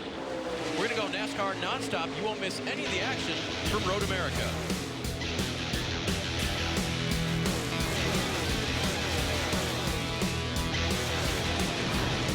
We know what it's like to learn from the best. We know there's nothing quite like watching a sun rise. We know that what's outside can change what's inside. We know the great outdoors. We love the great outdoors. Bass Pro Shops and Cabela's bring you the Fall Hunting Classic with huge savings on the latest gear, like savings of 40% on Redhead Silent Hide camo shirts and pants, and save $130 on this Garmin handheld GPS. The American Classic. A quarter-pound double cheeseburger or chili cheese coney and tots for just $2.99. America. Hurry in for the $2.99 American Classic. This is how you Sonic. It's simple. People count on you, and you count on your truck. So we built you the most capable line of Ram trucks yet. The all-new Ram 1500 delivers best-in-class V8 towing. The Ram 2500 has best-in-class gas towing. And the Ram 3500 gives you best-in-class fifth-wheel towing. That's why more people are switching to Ram than ever before. Now get an average $9,433 in total values on the all-new 2019 Ram 1500. If you didn't get your wireless plan from U.S. Cellular, you've probably been blown away by hidden fees, too. And not in a good way! They hit you with activation fees and monthly connection charges. Then they throw in data overages. But U.S. Cellular has no hidden fees. Plus unlimited data for $40 a month. Right, my man? So get U.S. Cellular with a stronger signal in the middle of anywhere. Ta-ta-ta-ta. What are you doing? I'm enjoying the American Classical. It's the American Classic All-American Dog and Tots for $2.99. I'm sorry, the All-American Dog and Tots. Give me that. Choose a chili cheese coney or a quarter-pound double cheeseburger with tots for just $2.99. Section PU 402, row 41. Jimmy Johnson, the fastest gun in the West. Section 104, row 4. Blaney got it first win. Section 25, row 3. What a year for Bubba. Section O, row 25. Keselowski's going to win at Talladega. Section 156, row 4. Kurt Busch to the lead on the backstretch. Section 233, row 1. Martin Truex Jr. wins. You get a seat, but we doubt you'll ever use it. Grab your seats at NASCAR.com/tickets today. It's crunch time in the IndyCar Championship. We are down to 3 to go. And here we go from Gateway.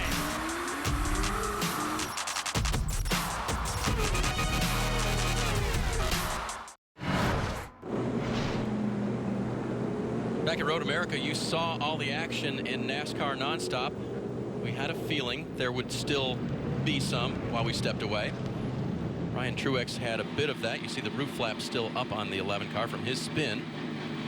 We understand it was for fluid on the racetrack that may have come from the 9 car.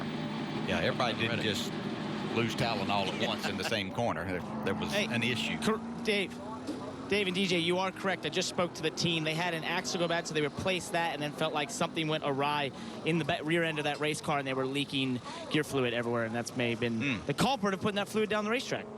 That was off of turn 2, and then he has taken the cutoff off of turn 5 to turn right and head back to the garage area. What do you think Sadler saw there, DJ? Be interesting to see. He was racing awfully hard with Justin Marks and Ryan Truex here. Let's see what he looks at here. Downshift. He sees people going off. He gets a little loose himself. Got his car slowed down, though. And was ready to move forward. It's like driving on ice. You can drive on ice. You just have to be really slow. Yeah. And you in this situation, you got to be really lucky, maybe. Yep. Or if your spotter may have known something that gave you a heads up. Typically 4 or 5 spotters put around the track to not just clear a driver of a pass, but also to point out debris problems like grass on the track. I know a lot of times they'll say, hey, down on the inside, make sure you don't go through that, fog up your grill. There's one of the locations.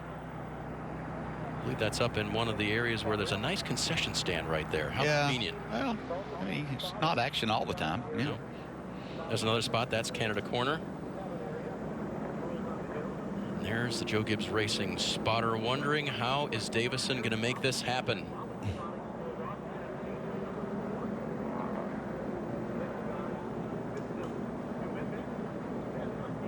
We've seen nice shots of the helmet cam from the green 11 of Ryan Truex all day long. Let's take a look at his view of that because he was not as fortunate.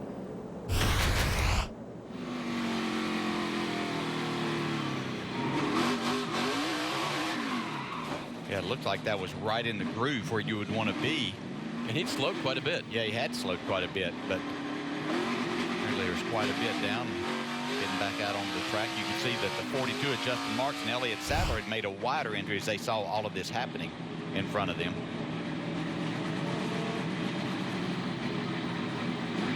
Everybody working hard today. 29 laps down and under caution for the 6th time. Landon? Well, talk about a swing of emotions over the last couple of laps for the 7 team. The crew, for a second, thought that Justin had some issues of his own because his voice got a little high when he said that he almost wrecked it in turn 3, but it was because of the gear oil, the fluid on the racetrack from the 9 car. And now that the caution is out, they're sitting pretty because remember, they just pitted for 4 fresh tires. So they're going to start up front after this cycle of pit stops, good to go to the end on fuel. Nice when a plan comes together and works even better than you anticipated it might. Little smile from Jason Burdett atop the pit box there, I'm sure. But that was one question. We were talking about something, and then something came up. You know, the nice thing is that he is in clean track and he can just run his laps, but he does want to take care of those tires in case there's a late caution or something like that. What better way than under caution? Under caution, and yeah, I would anticipate that we're going to see these drivers hit pit road for their final time here. Road course racing this weekend for the Xfinity Series. The Cup Series is off. Tomorrow the playoffs start for the trucks at Canadian Tire Motorsports Park. But next week, everybody heads to Darlington. Generations of drivers and cars have been branded with a Darlington stripe. The custom sheet metal wear comes from a 140-mile-an-hour brush with the rail. You're always trying to pride yourself in not getting one.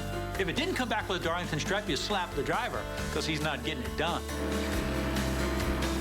But not all brushes with the wall truly capture the Darlington legend.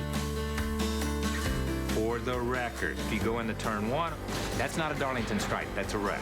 The Darlington stripe is when you would come off that corner and get that thing hung out where you would lay on that guardrail and it would put 2 distinct areas on the quarter pounder or on the right rear bumper. And a lot of drivers would drive it and just set their car on that guardrail almost. That's a Darlington stripe. Oh, yeah. We've all had them. You know, you can't race there without getting one, Dave. It's just impossible to not go around there at some point in time and hit the wall. It's just an incredible event. You know, it's going to be hot. It's going to be slick next weekend. These drivers are going to have their hands full, but it's a great event. 6 o'clock, the Southern 500. Of course, these Xfinity Series drivers will have their try at laying the right side of the car to the wall on Saturday. Yeah, and a lot of them will. Yeah, that's right. It's a rite of passage in NASCAR. Yeah, it's just so hard to explain how difficult the racetrack is because the two ends, I mean, when we'll show the shot from above and be able to see just how different it is. And they couldn't drive more different, and the characteristics of them and trying to set up for each end and make your car to where you can make speed around the racetrack is just so totally different. And so it requires making somewhat of a compromise. As a driver, you always want your car to be great on both ends, but you have to compromise a little bit, and then that brings in what you're willing to do and how much you're willing to risk every single lap as a driver. Did you take to it right away, or was that one of those tracks that took several years to get? Yeah, I learned quickly. In my second qualifying lap, my first Xfinity race there, I crashed. So I learned quickly that that wasn't the way to get it done. But I found out that it was a real challenge for me. I had Harry Gant the first time that I went to really help me. Actually, it was after that first time that really helped me understand how he went about it. He was so successful there and how he went about doing it, which was totally different than you watched. It wasn't totally different from David Pearson. He and Harry Gant went about it a little bit the same way, but then you watch Dale Earnhardt Sr. go about it in a completely different way and be so successful at it. So there are different ways of attacking it, but you just have to be careful and respect it. Take a look at the Toyota driver update for today. Christopher Bell running the best. Davison and Jones following. Jones had a little off-track excursion. Davison's car is damaged, but still very fast. You see they're all on pit road now. Parker standing by.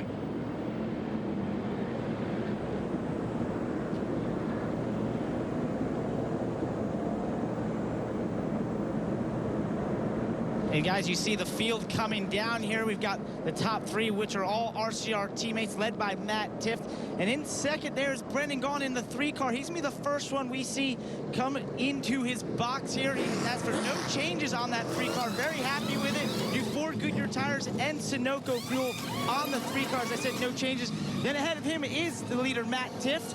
He's going to do Ford Goodyear tires, Sunoco fuel. Also very happy with his car and no changes there. And then ahead of him, who came in third there, is the 21 car, Daniel Hemrick, Ford Goodyear tires and Sunoco fuel. Just a little tight. It looks like Matt Tifft is going to win this race off pit road. Great job by the 2 car. They do it again. It's been a good day on pit road so far for that Richard Childress Racing bunch. Might have been a little contact between the 18 and the 42 there trying to exit that narrow exit of pit road. Little discussion over real estate. Definitely. We'll go NASCAR nonstop, final third of the event when we come back.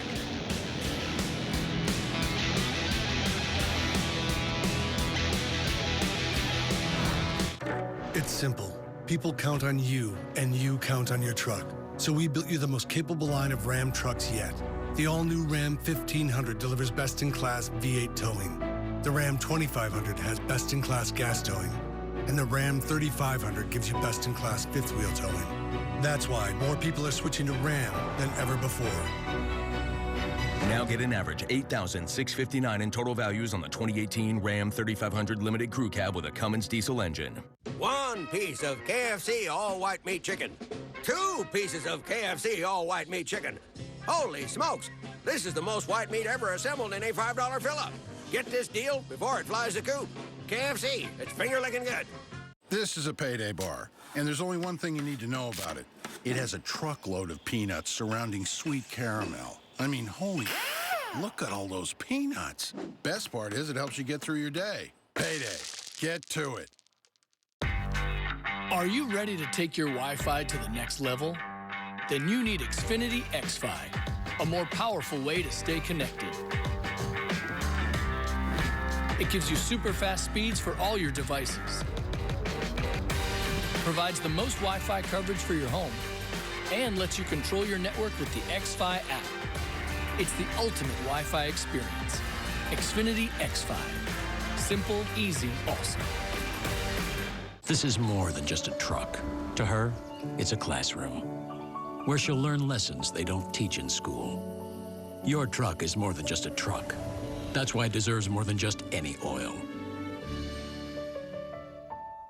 1 piece of KFC all-white meat chicken. 2 pieces of KFC all-white meat chicken. Holy smokes! This is the most white meat ever assembled in a $5 fill-up. Get this deal before it flies the coop. KFC, it's finger-licking good. Section PU 402, row 41. Jimmy Johnson, the fastest cut in the West. Section 156, row 4. Section 25, row 3. What a year for Bubba. Section O, row 25. Keselowski's gonna win it. Section 233, row 1. Martin Truex Jr. wins. Which seat will you be in? The history is made at Indianapolis. Side by side. Big Machine Vodka 400 at the Brickyard, September 8th and 9th. Call 1-800-822-INDY to get your tickets now. It's crunch time in the IndyCar Championship. We are down to 3 to go. And here we go from Gateway.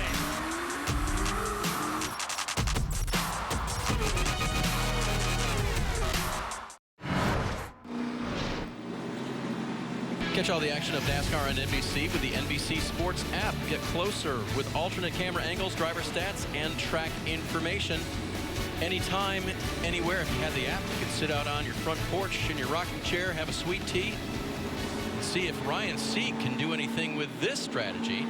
DJ, he stayed out, much as Justin Allgaier did. He's got 6-lap older tires. We don't believe he can go to the end on fuel. I wouldn't think so, even though we've had a number of caution laps here, but we'll see exactly what they might have in mind. 3 cars stayed out. Sieg, Allgaier, the 0 of Garrett Smithley there on the right. Everyone else hit pit road, possibly for the final time.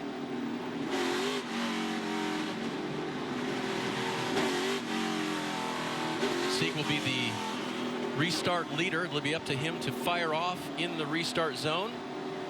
If Allgaier gets a better jump, he can beat the 39 to the start-finish line, but don't push it. 39 is supposed to start the race.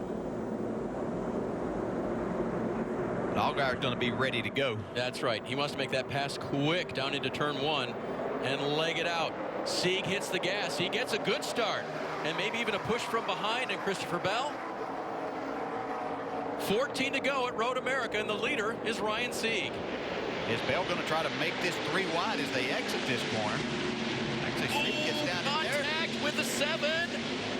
Yeah, that might go back a little ways as we remember the 7 and the 20 earlier. A little bump there. And was that hard braking into turn 2 or hello braking? Bell will lose a spot now. He'll get it back from his teammate Davison. They go side by side. That jammed up cars behind him. Sadler and Gahn are side by side, heading down to turn 5.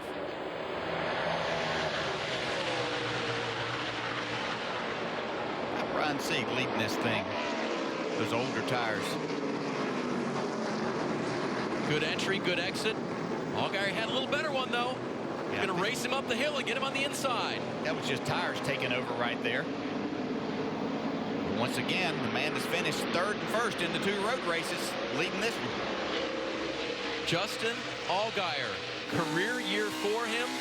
He's proven himself on the road courses and reminded us again and again how good he is at this discipline.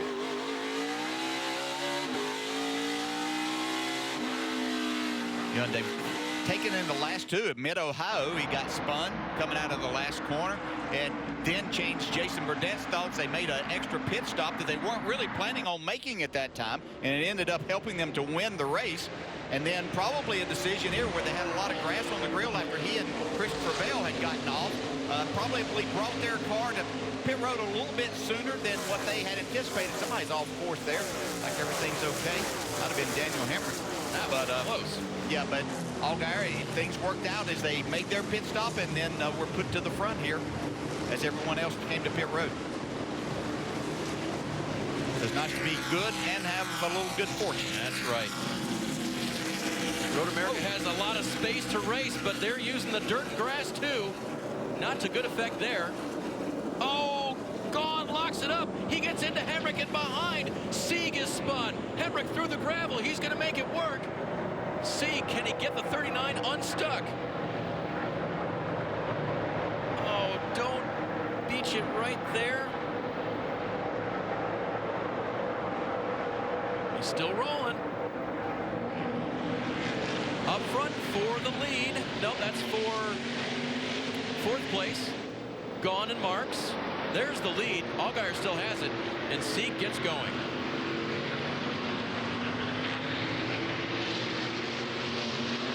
That all started when someone gets off of the track, and then others bunch up behind, and Here's contact.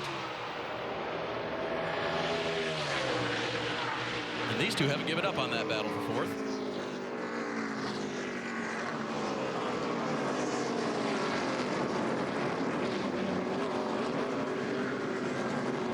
Gone is going to take it.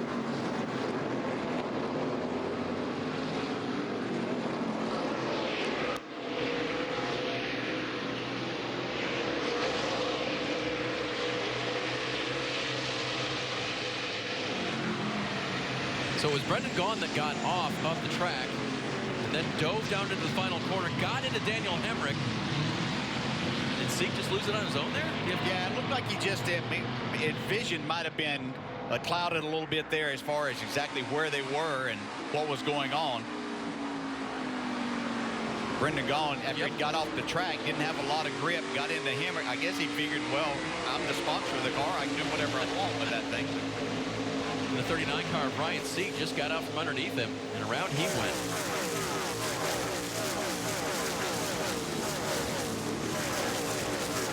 Hemrick is back to 17th, and Ryan Seek back to 30th. We'll head to NASCAR Nonstop. You won't miss a thing.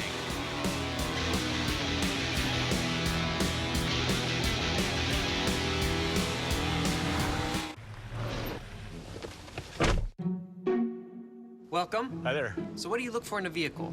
Sleek designs. Performance. Dependability is top on my list. Well, then here's some vehicles that deliver on that. Whoa. Wow. Oh, geez. That's our truck. It's our truck. And they're our cars. That's my Chevy. Chevy's the only brand to have earned J.D. Power Dependability Awards across cars, trucks, and SUVs 3 years in a row. Awesome. I'm proud. Oh, it's like a dynasty. It's impressive. The American Classic. A quarter-pound double cheeseburger or chili cheese coney and tots for just $2.99. America. Hurry in for the $2.99 American Classic. This is how you Sonic. Know what? No, what? I just switched to Geico and got more. More? Got a company I can trust. That's a heck of a lot more. Over 75 years of great savings and service. You can't argue with more. Why would you? Geico. Expect great savings and a whole lot more. Pieces or cups? Pieces or cups? Pieces or cups? Pieces in cups! Man, we're killing it over here, huh? Not sorry. Reese's. This is more than just a truck. To her, it's a classroom where she'll learn lessons they don't teach in school. Your truck is more than just a truck. That's why it deserves more than just any oil.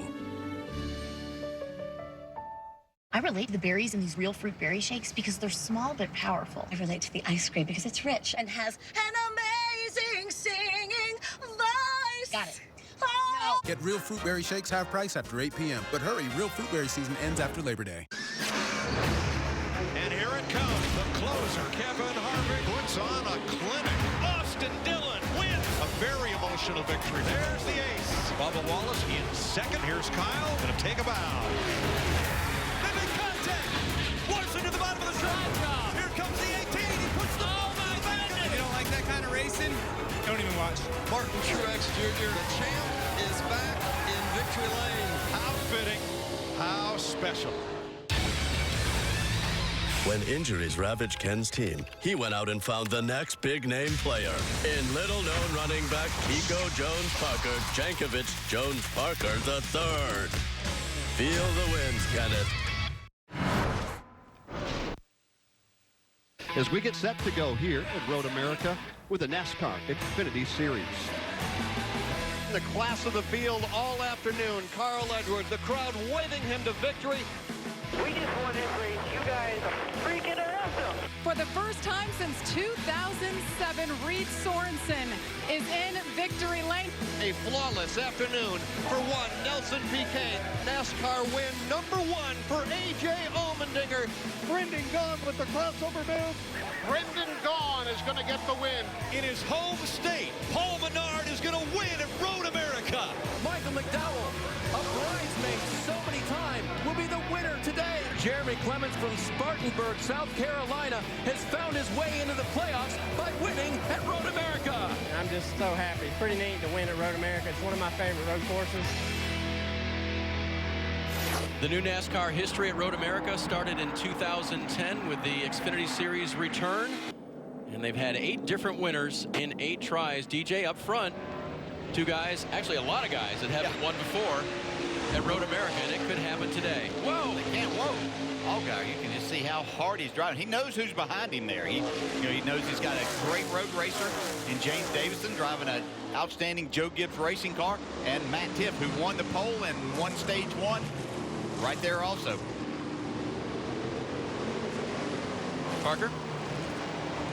Well, guys, I was just watching you guys and watching Justin Allgaier. They're listening to you guys talk about how hard he's driving. Talking to so many of these drivers, they want to be in the position that Matt Tifft and James Davison are in. Be offensive, going after the guy that's on a tick older tires like Justin Allgaier. No one wanted to be in the position Justin Allgaier's in right now, where you're trying to hold off 2 very fast cars, even with a little bit better rubber. Although it's not but a couple of laps, it's just that little bit more that they have that's making it hard for Justin Allgaier to focus on just nailing his laps and driving away from them. And it's just a hard place to be. You don't want to be there getting chased. Yeah, Parker, those tires, even though they only have just 1 lap or maybe 1.5 lap older than the cars behind him for Justin Allgaier, we talk about stickers, just stickers themselves can be worth 3 or 4 tenths. And that's that little bit of gap that you see closing in on Justin Allgaier. But Jason Burdett told me earlier today, 3 or 4 weeks ago, he was just happy to think that they would be in the top 3 or 4 going into the end of the regular season. And now he's in a position where they're going to try to get every playoff point possible, and he's in contention to win this regular season championship. And the only way he can do that is by smart adjustments, smart race calling, and smooth driving by Justin Allgaier, as we see a slight mistake there in turn 5. Yeah, that almost cost him big time there, Landon. Davison is right there. Yeah, I don't know if we can call what he's doing smooth right now, but he's still got the lead. That's the main thing.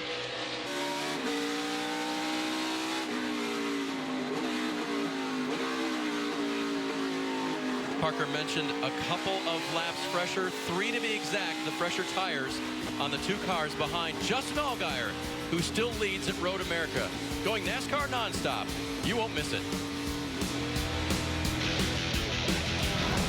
Watch your back, Cole. Easy.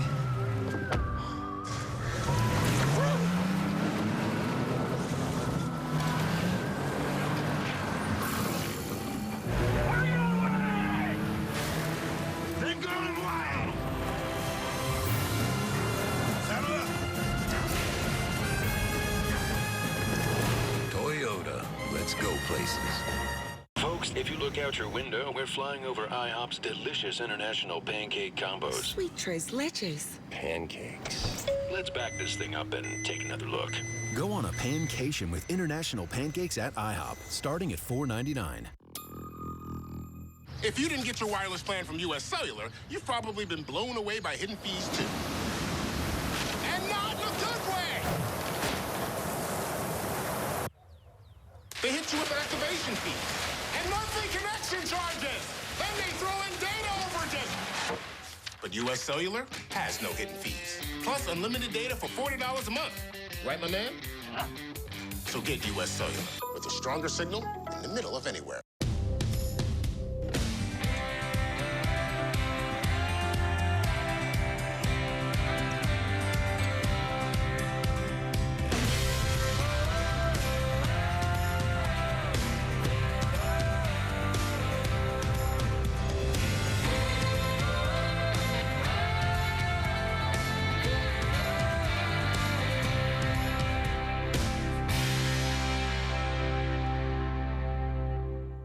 If you look out your window, we're flying over IHOP's delicious international pancake combos. Sweet tres leches. Pancakes. Let's back this thing up and take another look.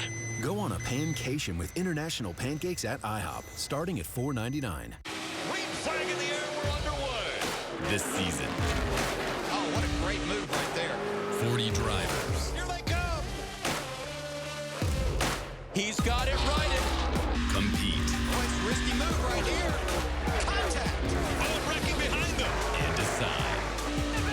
Unbelievable finish. Who top. How about that?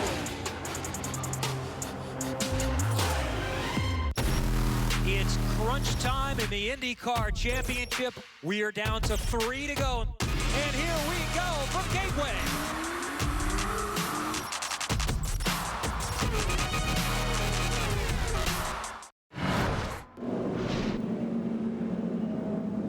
You saw it happen in nonstop.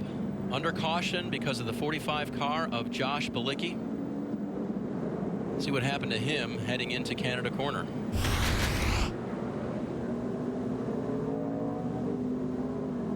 Whoa, yeah. That's a lot of speed. Yeah, I wondered if he had a brake failure when we saw this car and the way it was sitting and the damage. And it definitely looked like that he had no brakes as he entered there. Or very little brake. You also saw Josh hop out of the car and talk to the safety workers there. See him walking away there with a NASCAR official. So good news for Josh, he's okay. If you fly into Milwaukee's airports and drive north to get to Elkhart Lake, you go past his hometown of Menominee Falls. Had a lot of fans here this weekend. Wanted to do much better than he has ended up doing out of the race.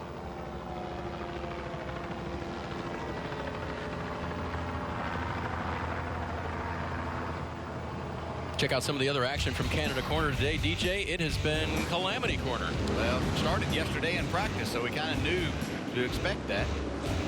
Tyler Reddick around. Catherine Legg getting a little bit of a bump from Matt Tift. She got it refired and rejoined. Currently runs 17th.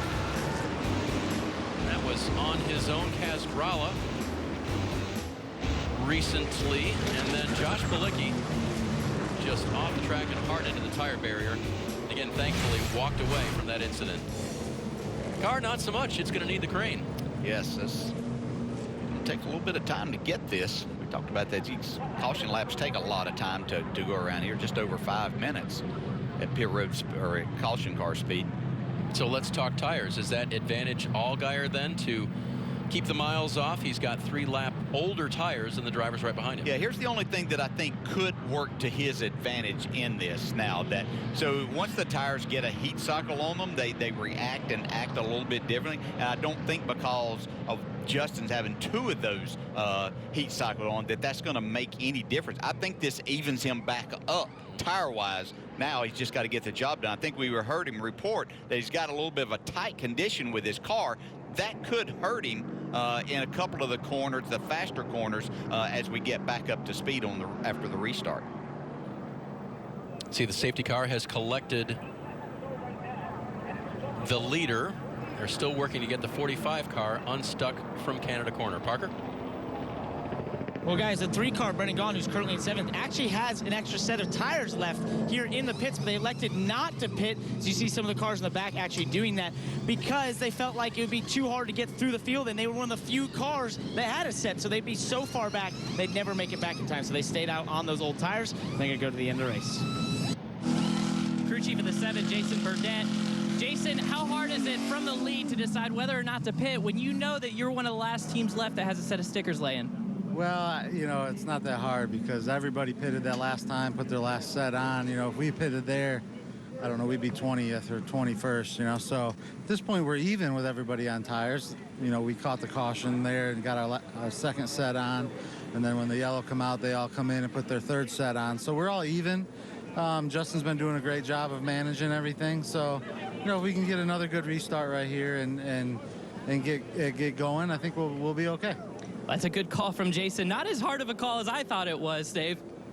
That happens sometimes, Landon. They have their head in that game the entire year, 24/7, 365. Yeah, that's the thing. And Jason Burdett's very comfortable in making decisions just like this and understanding the situation. He's been at this sport for so long. Just amazing what he's been able to accomplish. He came to our race team at Robert Yates Racing. I think he was 16, 17 years old maybe, and worked his way up through doing all kinds of jobs and does an outstanding job of running this race team for Justin Allgaier and at Dale Jr.'s operation. So, you know, he's seen and done a lot of it and is not afraid to make those calls.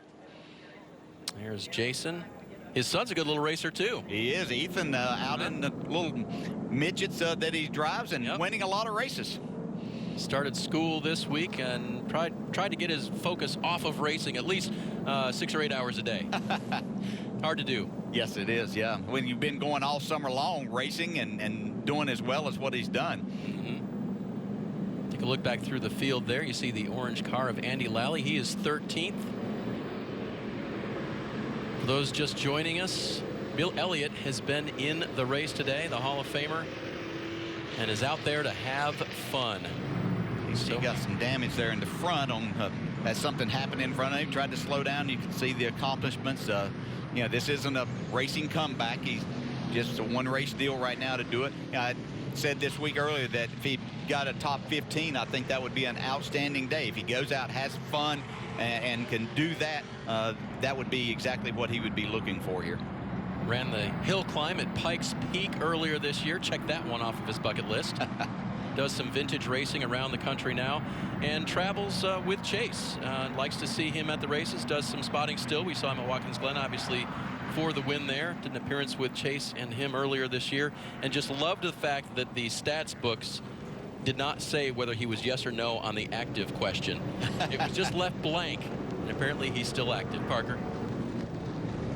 Well, guys, James Davison there in second. A great run for him. You know, he's done this the last couple of years and told me that he felt like he was starting to understand the stock cars. But also speaking to his crew chief, Eric Phillips, he said, you know what's great about having James in these cars? It's probably the first guy that we've had that's a true road course racer since we had Kyle Busch in one of these cars back at Watkins Glen last year. And he said he really helped us evaluate what we have in our race cars on the road courses. And he showed speed right from when he sat in that car. And you might notice it's pink and white and looks kind of like a car from the movie Days of Thunder. Well, last year he had the Mellow Yellow scheme, and this year he went with the Superflow scheme. He's got kind of obsessed with that movie and thinks it's pretty cool. As do I. Yeah, it's very nice. He's got racing in his blood. His grandfather was 4 times a winner in the Australian Grand Prix. Competed against McLaren, Jim Clark, Graham Hill. See some of the foreign winners in the NASCAR Xfinity Series.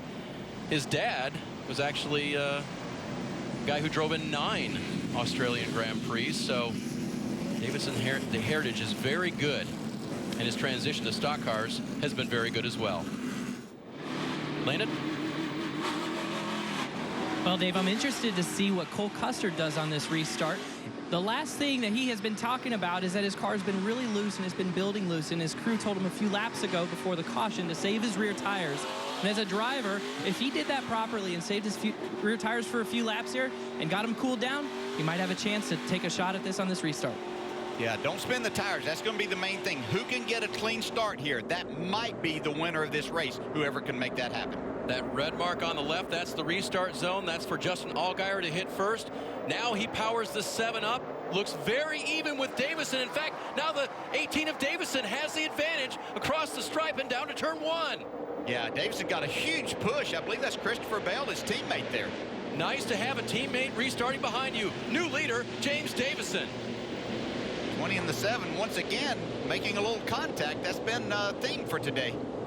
Matt Tifft in the 2, driving through for 3rd.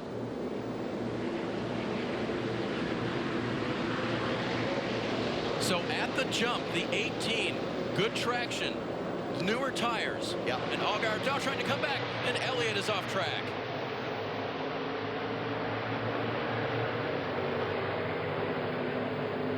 It's just a sponsor sign that's out there that was down, so he's off and running again. Might not get that top 15 we were looking for, though. No, he was there in position to do it. Bill Elliott back on track. Meanwhile, up front, Davison now getting a challenge back from Allgaier.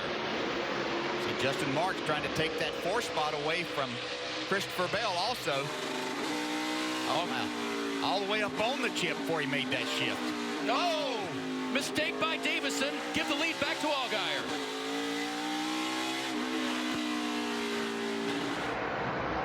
So easy to do, Dale. These are heavy cars with a thinner tire than an open wheel with a fat tire in a very light race. Yeah, and especially, just as the guys talked about a while ago, being out front sometimes is the more difficult thing to do, especially when you have cars that you're not used to. Justin Allgaier laying it out and back to the lead in the 7. Now what will Matt Tifft do with Davison? Gives him a look in the mirror. behind, drivers locking up. Oh, just everybody giving it everything they have. I think that was Brendan Gaughan that had his locked up back there that time.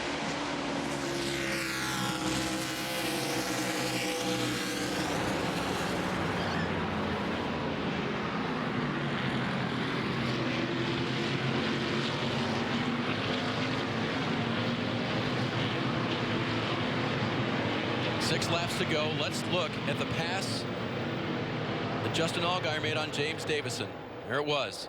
Yeah, and that's just the door it opened up, but that's what you look for, is that opportunity when a driver, you're trying to put some pressure on, when you force them into that mistake. This is exactly what Allgaier wanted to have happen. There's the lead as it stands now. A few car lengths for Allgaier. Davison hangs on to second. Now tipped into third. Justin Marks showing that the 42 car is real.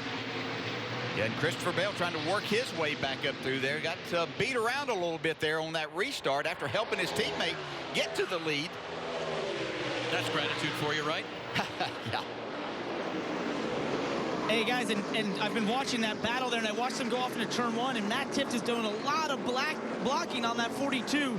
I'm going to be very curious if that 42 gets back to his rear bumper here, if he might not just move him out of the way. He was blocking him not once, but twice down the front straightaway. At some point, you just lose patience, don't you? Yeah, you do. But, yeah, Matt Tifft probably fortunate that Justin Marks is a really good guy, and he understands his situation in this. But he knows he has a fast race car, and these laps are winding down. We're going to be down to 5 to go the next time they come back around. Matt Tifft sat on pole. Qualifying held earlier today. And a good lap for him in a very fast race car. Won stage one. Needs to pick up a couple of positions. There you see him. He's going to take home the big prize today. This is all a matter now of Justin Allgaier. He's totally in control of this race. It's just not overdriving a couple of these corners to where you find yourself giving that back. He's very experienced at this, and we've talked about what a great road racer he has become. Just so very talented. And, finishing third, actually ran second right until the last corner at Watkins Glen, and then came on and won Mid-Ohio. You see he's stretching it out right now.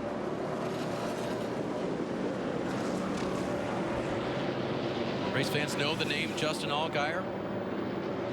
Grew up on the short tracks, raced in ARCA, drove for Roger Penske in this Xfinity Series, left for a couple of years, drove in the Monster Energy Cup Series, came back to drive for Junior Motorsports, and it's been a great marriage. Yeah, Dale Jr. and Kelly Earnhardt, they've done a great job in putting this whole organization together. They've got very talented people, good drivers, a good mix of young drivers, veteran drivers, and really are making it work. And Justin Allgaier's really taking advantage of this opportunity. They paired him with Jason Burdett, and they just have a good relationship and combination there, and great communication between them, and a huge desire to win as we got another car off the track. That's Brian Henderson in the 38. He's had an adventurous day. We can say that about a lot. Yeah, there's third. Mark. Yep. Marks gets Tifft, and now will Bell do the same?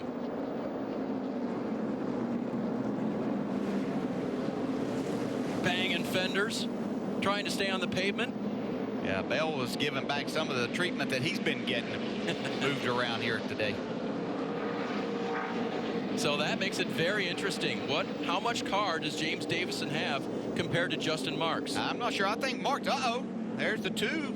Bell's around. Back there. Off the bumper of Tifft. Have to be careful right here trying to join back in, but just like Mid-Ohio, it's going to cost him points. The man that was in second we talk about this regular season points is the man that's leading the race right now. There you go. Christopher Bell solid for the playoffs, but those bonus points waiting for the regular season champion could be in jeopardy. Parker? And guys, how unfortunate for Christopher Bell. Once again, showing that he's figured out this road course stuff, had top 5 speed again, and gets spun out late in one of these races. Just cruelly unfortunate. Well, I'm going to put a little bit of that on Bell right there, too. He locked it up, but tried to get a little bit too much going into that left-hander there, and that gave Matt Tifft, who had some momentum through the center of the corner. I don't think Matt backed out any because of the rubbing that he took. Sieg off track as well. Man, I'm disagreeing. I'm saying Rubbin was racing. That's wrecking right there. I'm putting that on a map. Meanwhile, Bell finds himself back with the 0 of Garrett Smithley challenging. Up front, Marks is right there with Davison.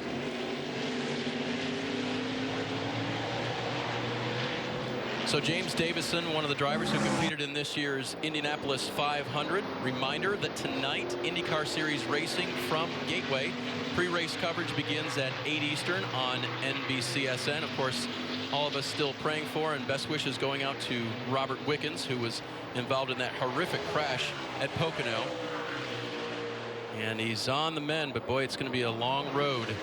We wish him the best. Yeah, that was a scary accident to watch. You know, those guys are amazing drivers, and what the positions they put themselves in, especially at a place like Pocono where the speeds are so high. So yeah, we just wish him the very best, and tune in tonight and watch a great race.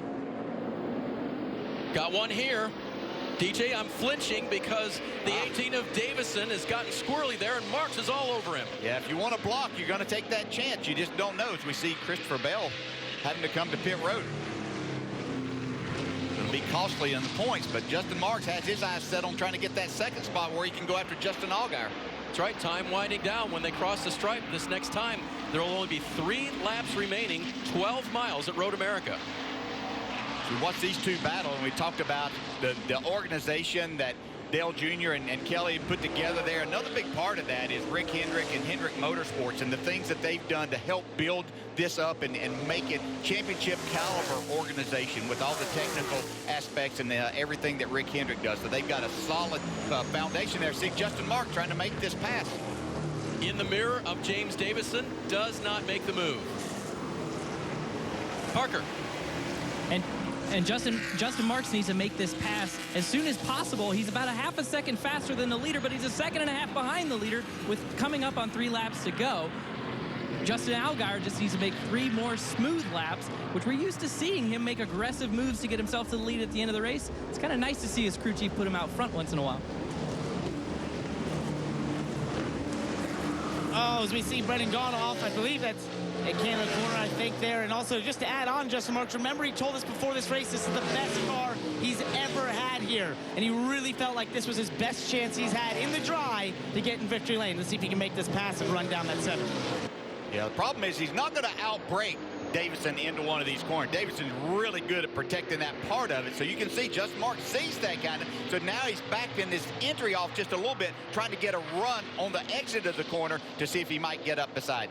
Coming to a point he might try that once again, though. We've seen it down here in turn 5. Top speed, here they come. Marks takes a look. Will he late break and outbrake James Davison? He's doing it. Can he make the corner? He does it. Marks to second. Wow, what a pass that was. Great exit by Davison. Now he's got the advantage back on the inside. Marsh can hold him off right here. He'll have the advantage to the next corner. Oh. Davison takes it back, though. Nice grip exiting the corner for Davison. Meanwhile, Allgaier gets away. Here comes Marks back. Oh, that's going to be contact, and they both spin. They're both backwards on the racetrack. Here comes Matt Tiff and Cole Custer. They're going to go by. Daniel Hemrick gets by, and they've spun themselves out of contention, DJ. Yeah, they just basically handed this thing to Justin Allgaier, but that's, they're trying. That's all you do. You know you don't have many laps.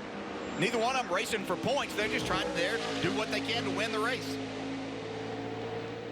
I said it earlier. Do you have the corner? Let's see. I don't think it matters at this point, but nope. How far you want to drive it, what are you willing to do? 1 quarter panel only. Yeah, I think that'll just be a differing of opinion. Yeah, I think Davison will agree that he did not have the corner. Marks was going for it. Here it is again. I didn't think Justin Marks was going to make it down into turn 5 as fast as he went down in there. And then Davison did a great job of coming back. Yeah, that's racing. Maybe that gave him the confidence to try to make that move, DJ. Well, he had to try. Yeah, you're frustrated with yourself at that point because you made the pass and then you gave it back. And so then you think, okay, I've got one more shot at this. I can't waste any more time. 2 laps remaining for Justin Allgaier. Can he make it 2 for 3 on the road courses this season? He's got a huge lead, 6 seconds now. Matt Tift is a second place car. Cole Custer has worked his way back up into the top 5. He is 3rd. Daniel Hemrick come back to fourth after that incident that he had where he was coming to turn 14 and got knocked out. A really good recovery for him. Sadler's in fifth. We watch Allgaier work.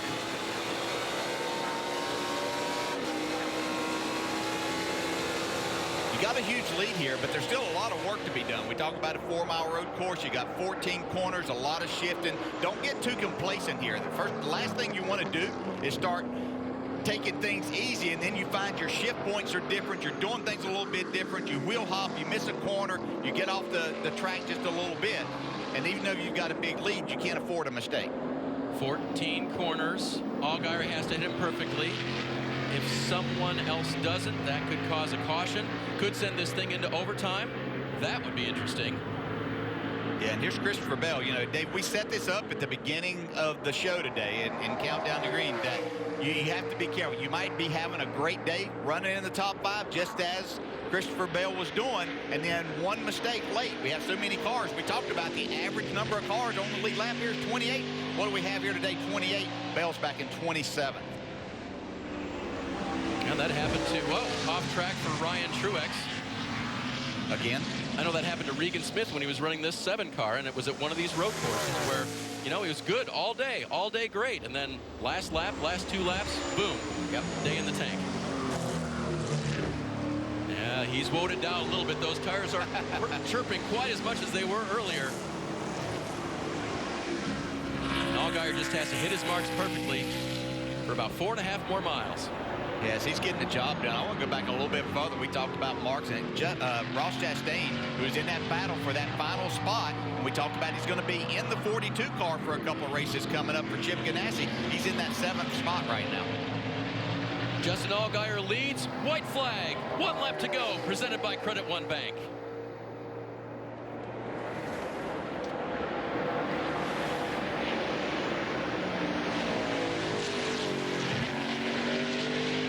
More things on a road course, DJ, when you've got a nice one to go? Well, yeah, because you're still having to shift, do everything.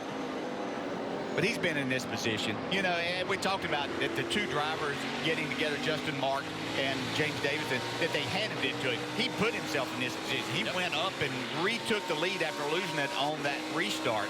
Did an outstanding job. I mean, you know, he's looking like this is going to be a 3rd and 2 firsts in these 3 road course races so far. Allgaier through turn 5, turns left, goes uphill. You don't get this luxury in this many times of having a 6-second lead on the last lap. They're always very competitive, but he worked extremely hard before that happened. Checking around the track so far, clean and green. Others racing for position and for points.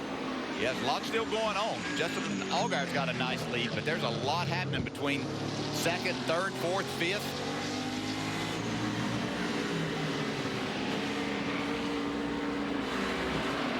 Carefully through the carousel, feathering the throttle. Back up through the gears, down to the high-speed kink. This car's looked a little interesting off of this corner all day. Yeah, and this is going to put him in front. So he's getting 5 more playoff points by winning the race here. And then he's going to put himself in a position where he's going to be the regular season points leader that could gather those 15 bonus points that go along with that for the playoffs. Yep, it'll help pick up the points he lost in Dover, failing post-race inspection after he won. That just shows you what an outstanding season he's had. And we showed you that graphic earlier. The last 10 races, he's been right there with Christopher Bell. Yeah, he's really been pouring it on. Final corner for Justin Allgaier. Now all he has to do is go straight. Awesome job again today, Boogie. Really good job. That's the word. You guys are awesome. From the crew and the driver. Sight never gets old. Heck of a job, boys. God is good, man. Big crew, thank you. Spotters, thank you. Team guys. There's your Road America winner, Justin Allgaier.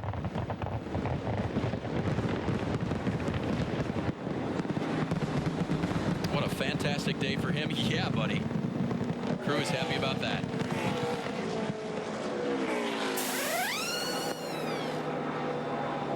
Total team effort. And on a discipline that they only do 3 times a year normally, he'll have a 4th shot this year on the Roval at Charlotte Motor Speedway. Yeah. In the playoffs. In the playoffs. Yeah. And once again, he does an outstanding job driving this car and maneuvering through traffic, getting the job done. But Jason Burdett and his guys deserve a lot of credit, making the call to bring him to pit road, which turned out even better than they anticipated what may happen as the caution came out just a couple of laps later. So when things are going good for you, it's really good. It's a fun sport to be a part of. Yeah, that's for sure. Average finish on the road courses in the 3, 1.6. That's pretty good. Hard to beat that. Little show for the fans down in turn 5. They saw a lot of action today. Oh, did they ever? Once again, Road America did not disappoint as far as just having a really competitive race and fun to watch. By the way, that ties Christopher Bell for lead in the number of wins on the season at 4 each. Tyler Reddick is the other driver who is locked in based on his Daytona win. And as of today, earning enough points to lock themselves into the playoffs, the 00 of Cole Custer, the 1 of Elliott Sadler, and the 21 of Daniel Hemrick. Good finishes there. Hemrick was 3rd, Custer was 4th, Elliott was 5th. Yeah, 4 of those top 5 that we talked about battling for that regular season championship, they finished in the top 5. And another second place finish for Matt Tiff on a road course. I'm telling you.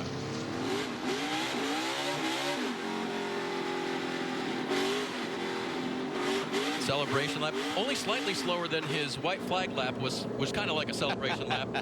Don't want to call those too soon, though. No, not in this sport. Hey, now that's the way to do the carousel. Try to drift it. Not quite. I think that's his teammate right behind him. He'll have a good laugh about that one.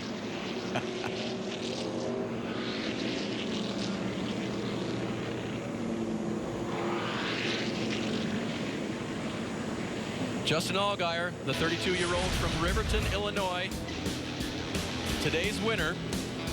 And here was the winning pass. Yeah, a little mistake by Davidson, but Allgaier had been coming back after he lost the lead, and that just put enough pressure for Davidson to get in there a little hot, trying to keep the 7 behind him. Allgaier sees that opening, takes advantage, takes it to victory lane.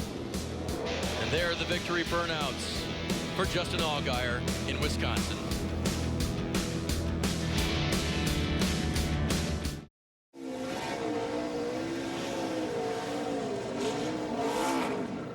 Welcome back to Road America. He's doing that one for the team. They're all up on the wall. Justin Allgaier celebrates at the start-finish line. Don't forget tonight, IndyCar Series pre-race starts at 8, and then IndyCar racing from Gateway. They'll try to top this in a different way on an oval tonight. There's Allgaier. He'll go get a checkered flag. And fun to see. Oh, there's the family. Yeah. Nothing better than that. Harper always gives him a list of things, daughter Harper that is, to do before the race. And one of them is get up on the wheel, Dad. He did it today. Yes, he did. Now he's like, how do I get to victory lane from here? That's his 9th career win, by the way.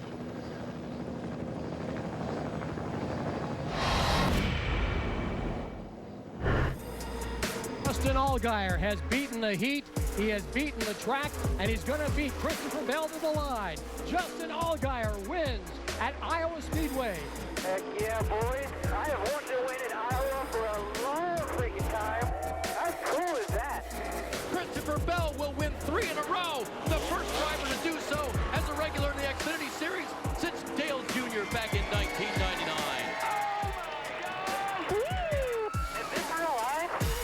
Justin Allgaier for the final time through turn number 11 hugs the inside line. He'll be looking for the checkered flag here in Mid-Ohio. Hell yeah, bro. You guys are awesome. Heck yeah. Heck yeah.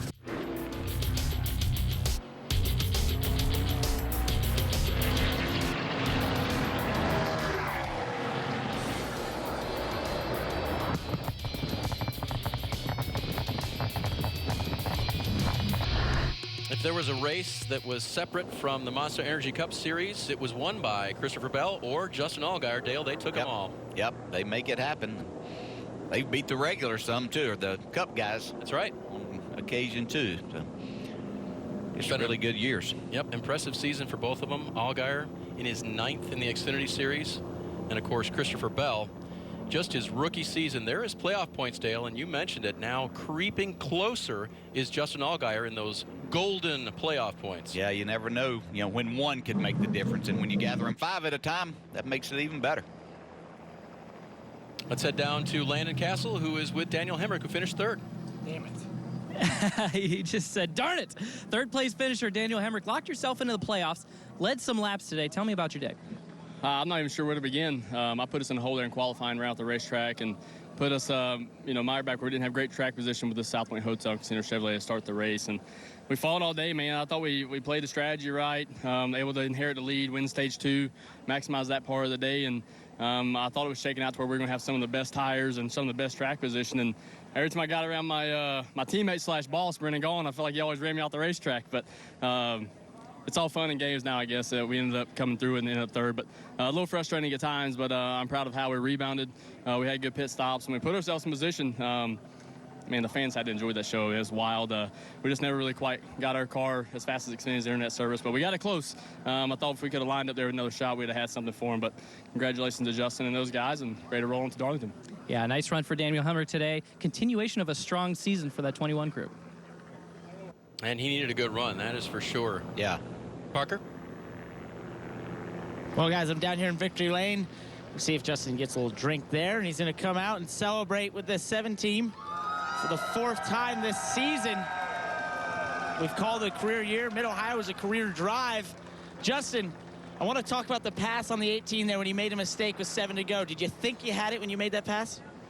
I'll be honest with you, I didn't know. The restart there, he kind of left before I did, and the 2 gave me a shot based on he thought the 18 was going, and I spun the tires really bad after I got hit, and man, that was I thought I gave it away. And then when he made the mistake down into 8, I knew I just had to be smooth and fast, and God is good all the time. This team is awesome. I told him on the radio after the race, it's an honor to drive these race cars. I can't say thank you enough to everybody that's on this race team, everybody back at GMO Sports, the Hendrick Engine Shop, Chevrolet, obviously Brand Professional Agriculture, Rick, Christy, Sierra. They're not here this weekend. Sierra started college this week, so they're not here. All of our other partners, Dove, Degree, Hellman's, Breyer's Ice Cream, Northeastern Supply, Cessna. I'm trying to think. I'm a little worn out. Well, let me help you out. 4 wins this season. You're the regular season's points leader. Can you believe this year? No, I can't. This team is incredible. They never give up. The fight is just absolutely incredible. These fans here were incredible. Driving on the racetrack after the race is over, there's not an ounce of this racetrack that wasn't covered in awesome race fans. So hopefully they had fun at home watching on the Xfinity service. Can't thank Xfinity for all they do for this sport and this series. And this team, again, man, this is... I never would have thought we could have had a dream season like this one. 2 road courses, Parker. Would you believe that? Not at all. So all in all, great day, and definitely the guys on the box and the guys on the pit stop, they're the ones that earned this one today. Congratulations. Thank you. And guys, did you hear it? Justin Allgaier, winner, Road America.